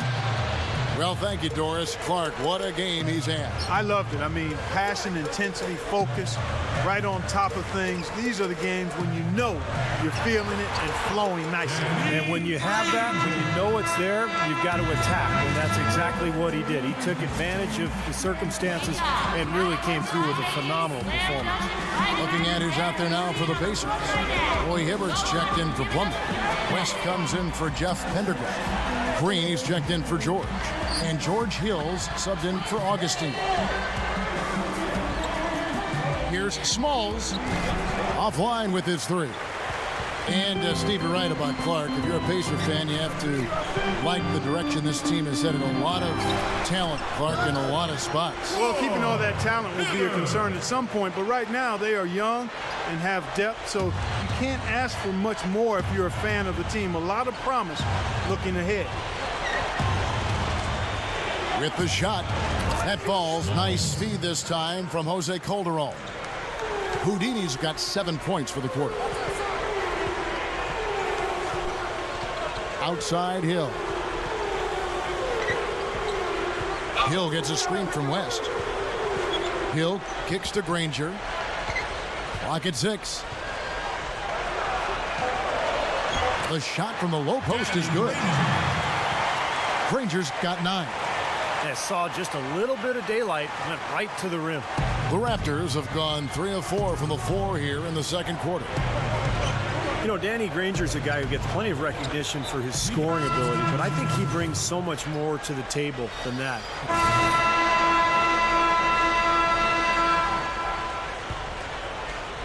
And here in the second quarter of action as we approach 4 minutes played. There's a screen by Hansbrough. Hindergraff, shot no good. Now Toronto takes it the other way. And Danny Granger, a multi-dimensional player, and as you mentioned, Steve, he has a lot of versatility to his game. Clark, you've had a chance to see him firsthand in Indiana. Tell us your thoughts on him. Well, I've enjoyed watching his growth. He's been better defensively the last 2 seasons. His shot selection has improved. You know, he was the 17th pick back in 2005 and really got on the floor that first year because of his defensive ability. And starting to see some of that come back with a more well-rounded offensive game. You know, as tight as this game is, you have to like their chances the way they've been rebounding. They have a pretty good margin in that department, so they've got to continue to hit the boards hard. It'll pay off for them in the end. 27 seconds left in the first half. He feeds it to Stevenson. Blocked. Dishes to Augustine.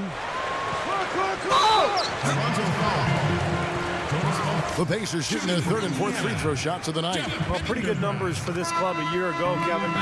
78. And we've reached halftime in this one. Pacers. And now, brought to you by Sprint. 23. Welcome, everyone. All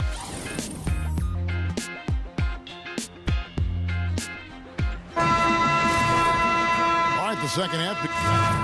Substitution. Rich Smalls.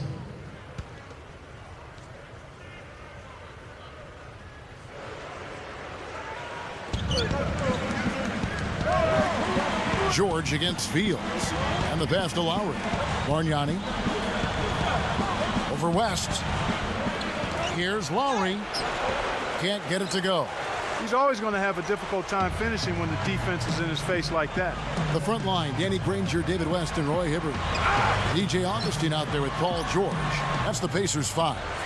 Couldn't convert, but nice little 2-man game there. And it wouldn't surprise me to see them go back to that the next trip. You know, the Raptors were really terrible defensively in 2011, and even though they didn't quite make the overall strides they wanted to last year, they were able to get closer to where they need to be. And Doris Burke has a report for us from the sideline. Well, the Raptors drafted Jonas Valanciunas 5th back in 2011, but they had to be a little patient because he stayed another year in Lithuania. But now he's here, and Coach Dwayne Casey is excited. He said JV has a quick motor, and he's athletic for his size. I'm really impressed with his skill level, what he brings to the table as far as hard play, running the floor, blocking shots, and just his energy level overall. A great selection, Kevin. He's got the length factor to be sure. Thanks, Doris. The Raptors happy to have a legit big man in the middle. Augustine against Lowry. West setting the pick for Augustine. 6 to shoot. Hibbert with the screen. Offensive rebound. Granger. Got it. Good job in the low post.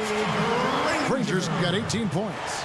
Well, it's been nice, efficient work, guys, that he's been doing. I mean, we haven't seen him take many bad shots, and that's the sign of a mature, poised player. Here's Smalls, scooped up. Shot's good from Bargnani. Bargnani's got 11 points in the quarter. Well, neither team has really gained an edge rebounding-wise here, and the score reflects that. Well, if one team can start hitting the boards harder, I mean, it'll give them a good chance to pull away. Granger misses. Usually, if he gets to the rim, he's converting it into points. But the defense stood tall there. A chance to go for the 2-for-1. Well, we'll see if they can do that. And Augustine kicks to Granger. It's rebounded by Kyle Lowry. Lowry's got 6 rebounds in the game. Small. Shot is off. Pacers leading by 5. About 3 seconds between shot and game clock. Pass to Hibbert.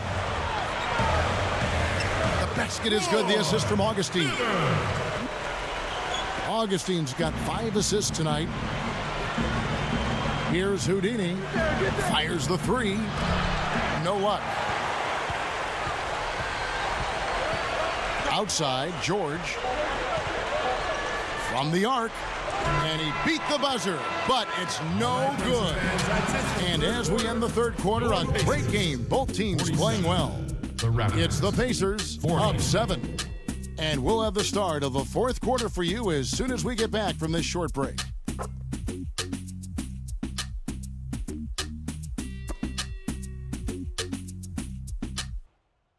Basketball season is in full swing, so come out and enjoy live NBA action with your Raptors. Houdini. Welcome back as we get ready to start the fourth quarter.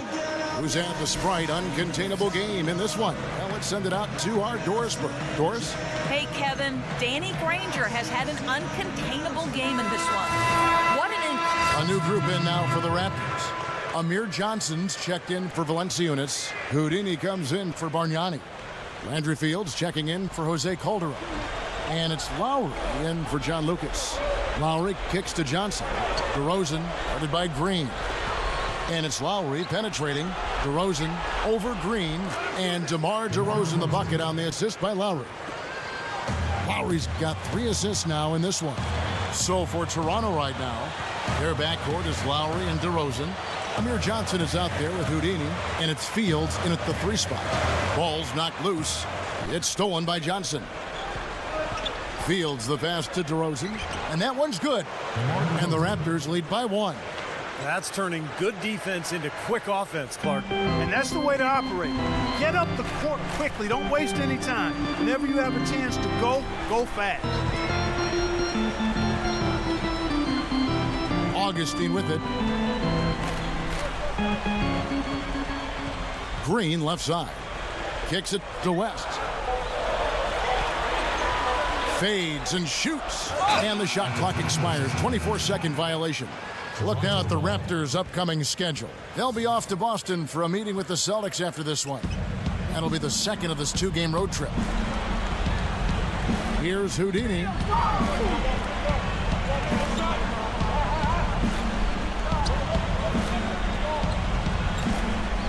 Releases from 15. Green with the rebound. And it is very dangerous to leave him open like that. Lucky break for the defense that he missed it. Second minute off the clock now in the fourth. West dishes to Green. On the wing. Here's Hibbert. Battles through traffic and lays it in. 3 straight buckets in the paint. They're making it look effortless.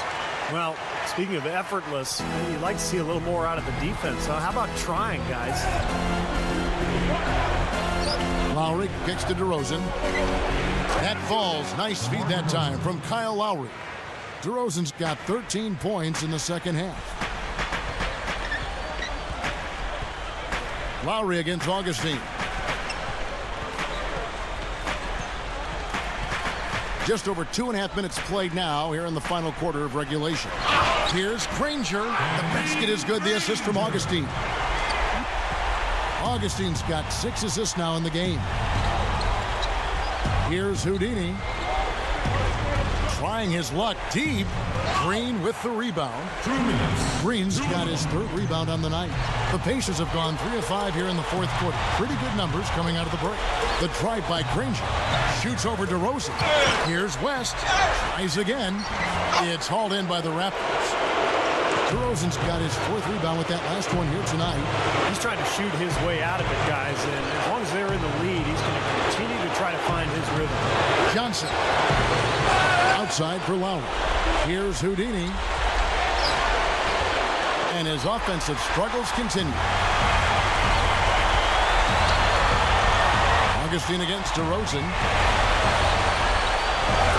Here's West. Rebound by the Raptors.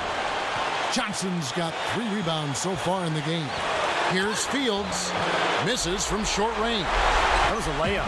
You've got to knock that down. You've got to convert when you get those opportunities. And there's the defensive 3-second call.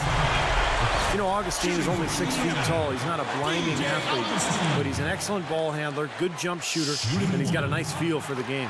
He does have a nice feel, Steve, and to get his shot off, he has to be elusive and use his agility to create space for the shot.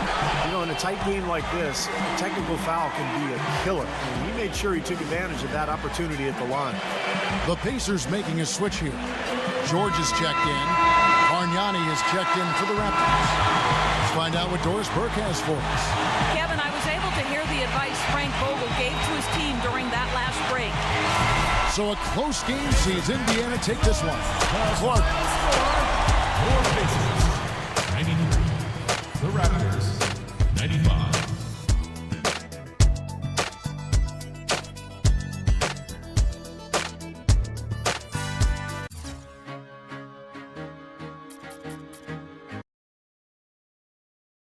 Don't know if you've seen it yet, but you're on the cover of yet another magazine. What's it like to see yourself getting such worldwide recognition at this stage in your career?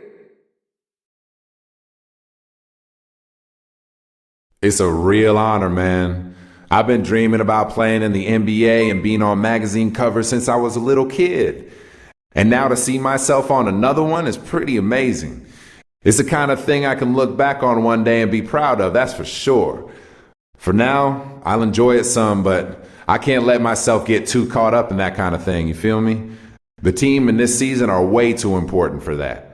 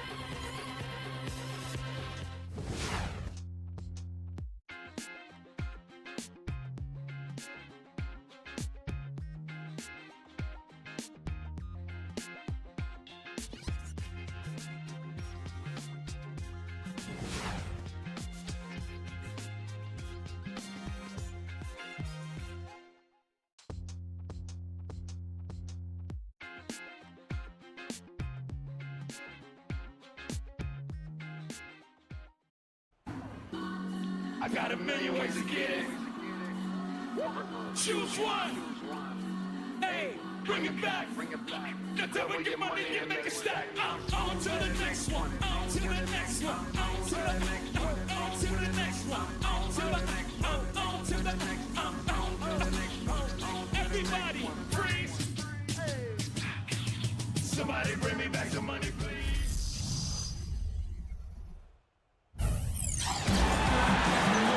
We are live from Boston for an Eastern Conference contest with the Celtics. Thank you for being with us. 2K Sports brings you the NBA Live this Saturday afternoon with Clark Kellogg and Steve Kerr. This is Kevin Harlan. This is the last stop for the Raptors before returning to Toronto. They've been picking up some steam, and if they can play this well all season, they'll be in excellent shape. You know, Kevin, you and I see it all the time. Teams going through hot streaks and cold spells, and anytime a team can find its rhythm and put together a number of wins in a row, that's always encouraging. Well, they've definitely got a head of steam now, and it's been Hard to tell so far what the true ability of this team is, but from what we've seen lately, there could be some big things down the road for this club. So let's take a look at the Toronto Raptors starting lineup. Lowry and Fields are at the 1 and 2. Bargnani is out there with Amir Johnson, and it's DeRozan in at the small forward. And for the Celtics, Rajon Rondo and Avery Bradley out there in the backcourt. Green is out there with Pierce, and it's Bass in at center. Now here's Pierce. He feeds it to Bass. 5 to shoot. And it's Rondo penetrating. And goaltending is going to be the call. So they get the basket there anyway. Well, there's no way to deny it. We know the Celtics, Kevin, were a bit older team last year, so it's no surprise to see them finish last in terms of shots per game. They wanted to play a more deliberate pace. They preferred, and it played to their strengths, when they tried to grind out wins instead of playing racehorse basketball. Bargnani, he's guarded by Bass. Offensive rebound. Fields with the 3. No good. And Boston has possession, coming off that loss against the Nets. Yeah, it was tough to see that one coming, really, because I thought that was a game they were going to win. The final score really caught a lot of people off guard. Yeah, but I think they really tightened up at the end, Steve. I think they were trying too hard to avoid the upset instead of focusing on going after the win. Going back to the Celtics, Steve, especially makes sense given the shortened season that they would want to grind it out and be very selective with their shooting. Well, and it really goes back to personnel too, Kevin. When you look at last year's roster, you know, they had guys who probably didn't want to run that much. I mean, Pierce and Allen and Garnett. Now, some of the younger guys, Rondo and Avery Bradley, those guys, they want to get out and run. So I think they will pick their moments to get out in transition. Just over a minute and a half played here in this one. Lowry kicks to Johnson. Back to Lowry. Battles through traffic and lays it in. Here's Rondo. He's coming off a 16-point game against the Nets in Brooklyn. And Kevin, he was amazing defensively as well. I mean, he was racking up steals left and right. Now here's Bradley. Passes it to Bass. Clock at 6. Puts up the baby hook. Rebound by the Raptors. They defeated Indiana in their last game. And Kevin, that was an outstanding win. To get it the way they did in overtime made it that much sweeter, I think. I agree, and I think most people probably thought that once they couldn't win it in regulation, they had missed their best shot and overtime wasn't going to go their way. But give them credit for pulling it out. You know, when you look at Kyle Lowry, he's just barely 6 feet tall, but he is feisty and furious. I mean, he's a mighty mini at the point guard position. I think he's kind of pit bull-like, quite honestly. Now we'll go to Doris Burke, who had a chance to talk with head coach Doc Rivers. And he said a big factor in this game will be how well they're able to handle Kyle Lowry. He admitted being a fan of his game, saying he's a tough athletic guard who really competes. Defense, rebounding, attack the paint, he'll take it to you. We've got to be ready to match his motor and his aggressiveness. Kevin, are they up to it? Thanks, Doris. Boy, an unbelievable dunk there. I mean, fellas, you've got to marvel at plays like that. He can really take off, can't he, Steve? Yeah, he almost jumped through the roof on that one, guys. And that last replay, courtesy of Sprite. Going back to Lowry, who's out of Villanova, a Philly guy for that matter, and that might account for maybe some of that grittiness, Steve, that Clark was just talking about. Yeah, he's very physical. You know, not the biggest guy, but he's strong. He takes charges. He's a good defender. He's also really a good rebounder for a player his size. Here is Lowry after Jeff Green's bucket. Bargnani kicks to Lowry. On the wing, DeRozan. No good.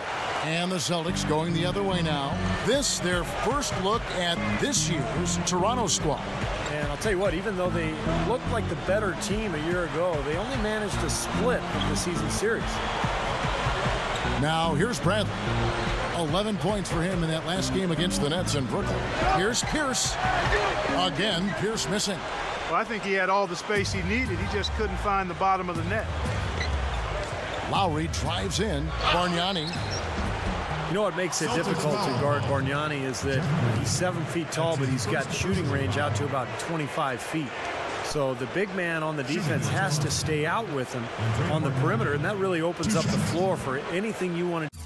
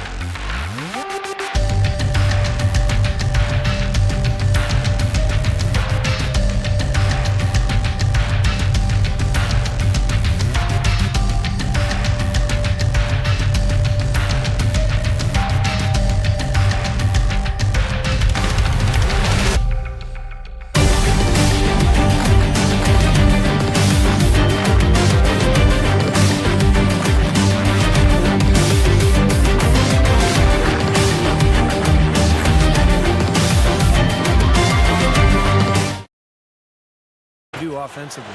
It sure does open up the... And the Raptors going out now with a whole new group.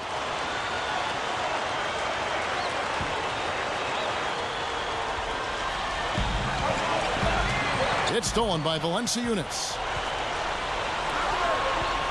Ahead. And there's the lay-in. Carving them up inside there, Kevin. I mean, the defense has been vulnerable in there. Yeah, that's 3 straight field goals in the paint area. That's really good offense. Dueling with it. Outside Terry. No luck. And at the end of one, both teams putting up some points. The Raptors out in front, leading by just 2.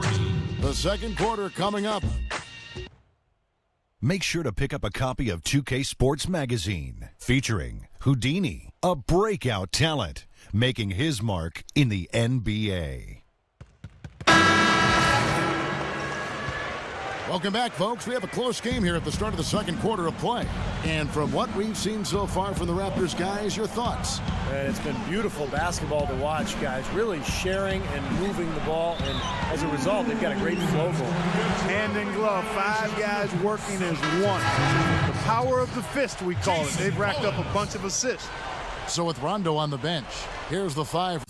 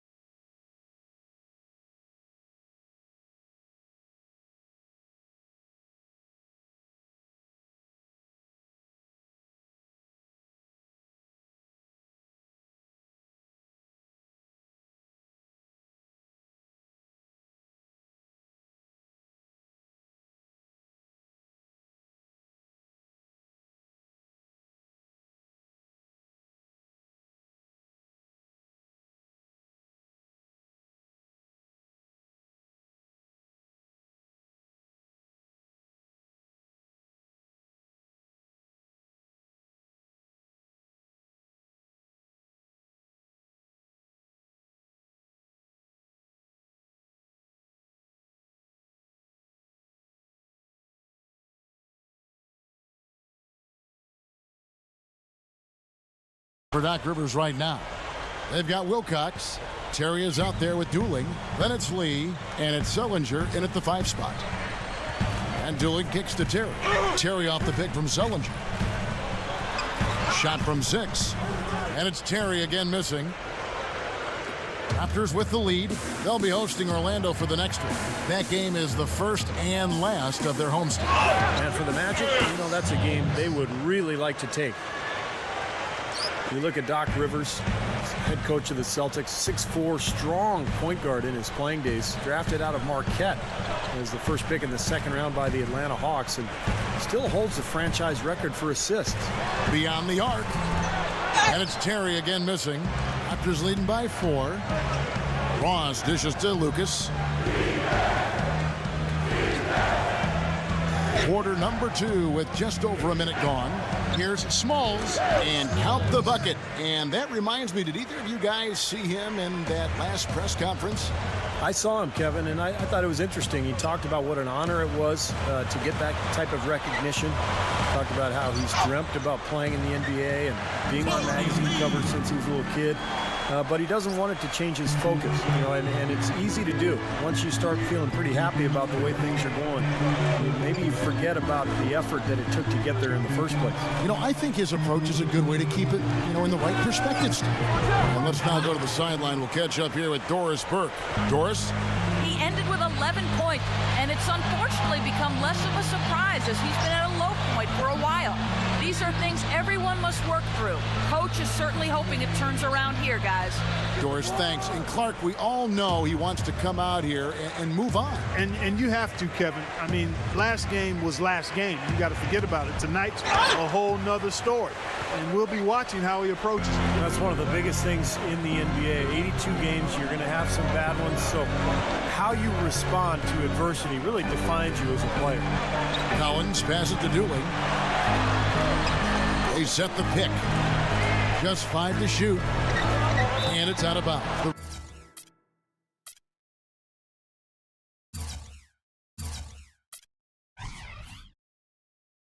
Raptors will take it the other way.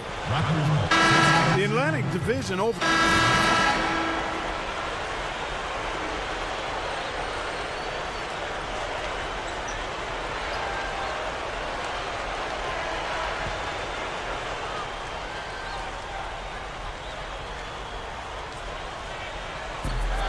There's 37 seconds left to play here in the second quarter.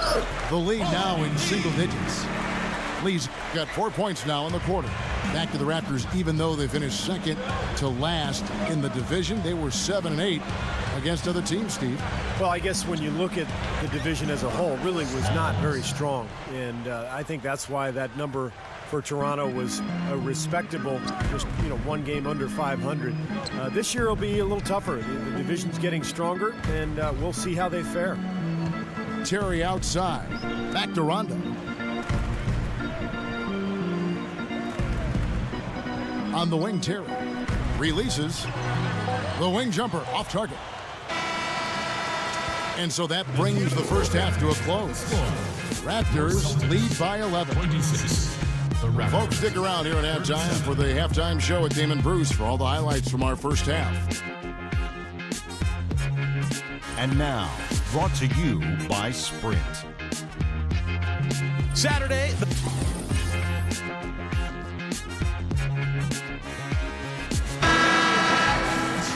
Well, it's been a one-sided affair so far through the first 2 quarters, but there's plenty of time to mount a comeback. You gotta like what DeMar DeRozan has done in this game.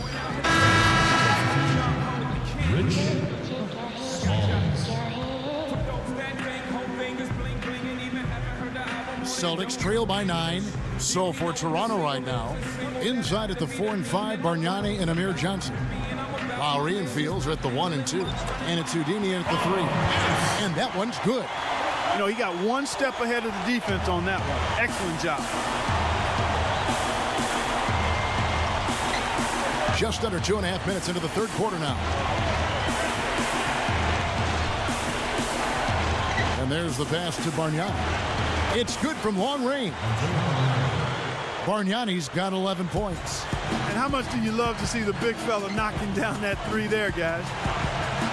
Well, I think Andrea Bargnani just has so much potential. Got off to that great start last season.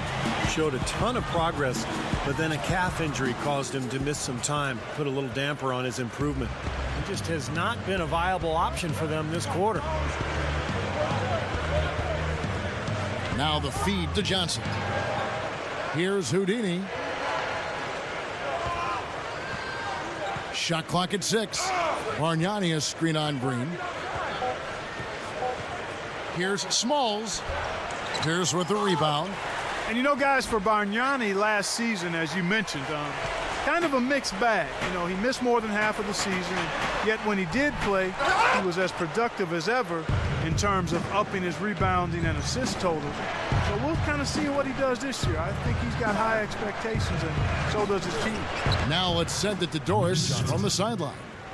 Yes, gentlemen, Rajon Rondo, really the lifeblood of this Celtics team. We saw it in last year's playoffs. Teammate Paul Pierce called him the team's best player and predicted he'd be an MVP candidate. Doc Rivers said, I think this is his team right now. Guys, Rondo, just in his mid-20s, just entering the prime of his career. Well, nowhere to go but up. Thanks, Doris. Green with the rebound. Well, as far as jump shots go, that's as high percentage as it gets. I'm not sure how that didn't go down. Rondo kicks to Melo. Outside, Pierce. Back door. Dishes to Rondo. He kicks to Green. Over Bargnani. Melo kicks to Green. 8-second difference between the shot clock and the game clock. And it's Rondo penetrating. He dishes it to Melo. Back to Rondo. Feeds it to Melo. The Celtics working the ball around now. The offensive rebound. That cuts the lead to single digits. 12 points for Jeff Green. Well, you're not going to get a more high-quality look than that. Terrific offensive rebound there. Gets the bucket. His offensive game is so refined, guys. Extremely well developed in just about every aspect. Outside Rondo. And it's off from three-point range. And here at the end of the third quarter, it's a double-digit ball game. 38. While we're still getting underway here in the fourth, let's go down to Doris Burke, who has our Sprite Uncontainable Game Report. Doris? Hey, Kevin. Well, it's the Raptors who've had the uncontainable game. Things have been going their way through the first three quarters, and with the way they've executed, there is no reason to think it won't continue on. All right, Doris, thank you very much. Celtics trail by 10, so with Rondo on the bench. Here's the 5 for Doc Rivers right now. Lee out there with Wilcox. Then there's Avery Bradley. Then it's Brandon Bass, and it's Terry in at the 1 spot. Something has to change, guys. That's 10 straight points coming in the paint against this team. Well, they got to collapse in there, and everybody's got to be conscious of it. It's a team effort in protecting the paint. Control the ball, and then everybody's got to get in there and keep the defense locked down. Lee sets a screen for Terry. Dishes it to Bradley. He passes to Wilcox. On the wing, Jason Terry.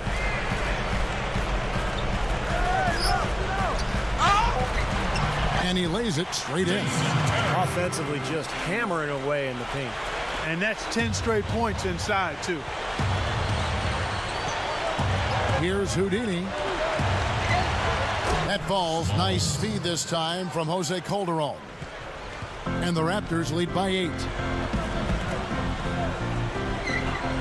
Terry outside. The dish to Bradley. Kicks to Bass. Fades. Out of bounds. Celtics ball as Boston keeps possession. And this is what the schedule looks like for the Boston Celtics. They've got the Pistons ahead of them in their next game in Detroit. That'll be just one game played away from home for them. A lot of fans focused on that matchup for San Antonio. Here's what Boston's going with right now. Jeff Green is checked in for Wilcox. Pierce comes in for Courtney Lee. Rajon Rondo is subbed in for Jason Terry.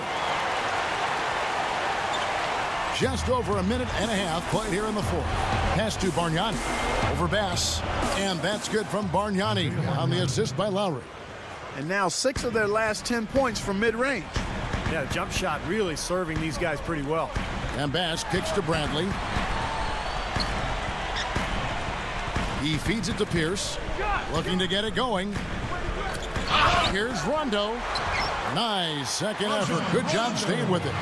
His team has to tighten up inside. Way too many easy hoops in the lane.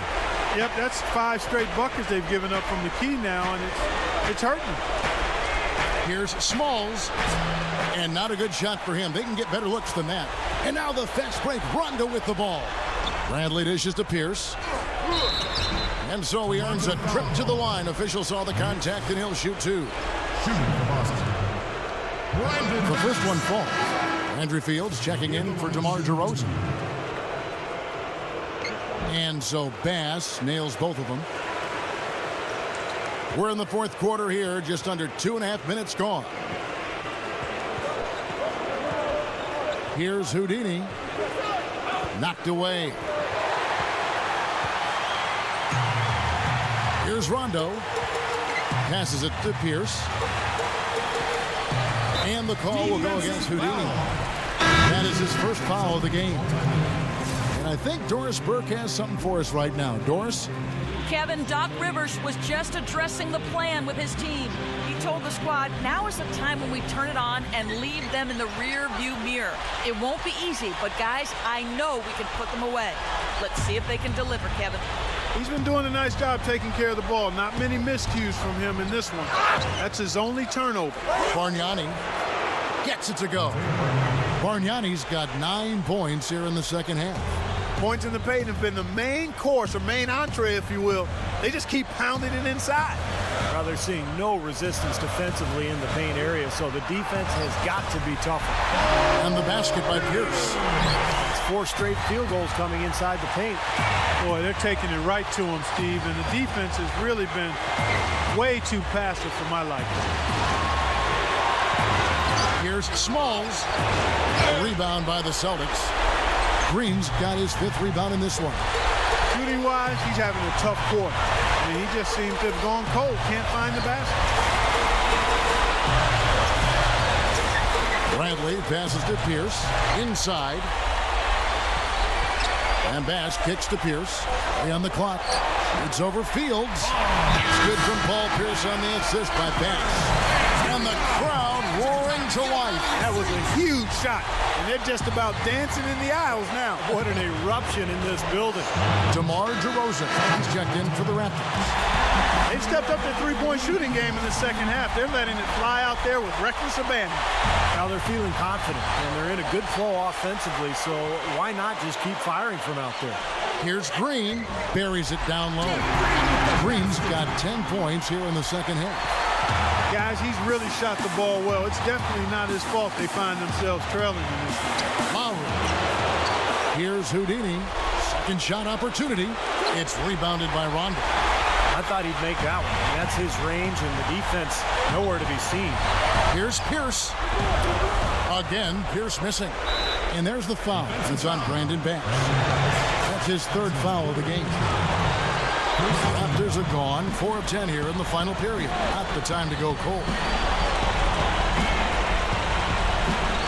Rondo against Lowry. Here's Houdini. Johnson with a screen on Pierce. Here's Houdini. Pierce covering. The Raptors need to get a shot up. And it's DeRozan missing. Rondo with it. Boy, a 3 here would be huge. Yeah, a chance to tie it up and make it even with the game on the line. And now we've got the intentional foul. Yeah, you got to freeze the clock. I mean, that's the enemy in this situation. A few misses at the line, and they're in good shape. He drops the first one, and that gives them a 4-point cushion.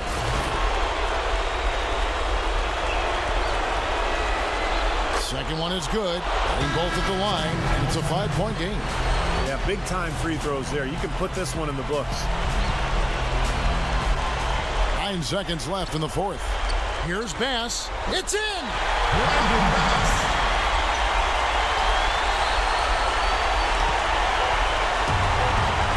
And there's the intentional foul. No choice but to stop the clock here. 2 seconds.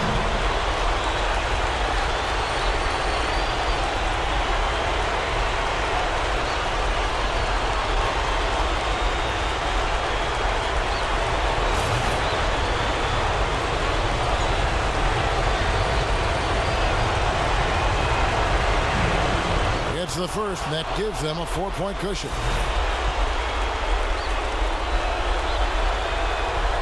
And the second one is off.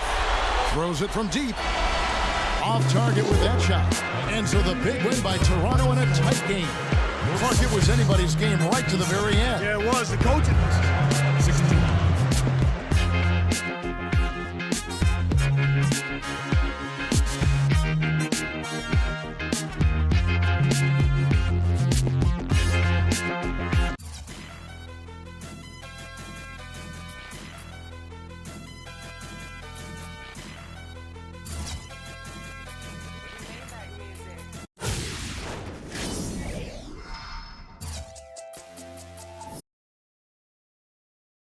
The team really had to earn that win tonight. How did it feel there at the end with the outcome still in question? It was a tight game there at the end, man, that's for sure. These are the kind of situations you prepare for, though, and it's a testament to this team that we were able to pull out the W. Not every win is going to come easy, and this was just one of those that, you have to work a little harder for. No harm in that. This is the kind of game that can really make a difference come playoff time.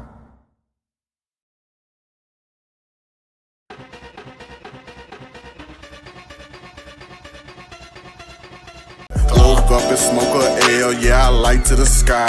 Yeah, I always be 100, I ain't telling no lie. Yeah, I pin up to the pad, gotta write my rhyme.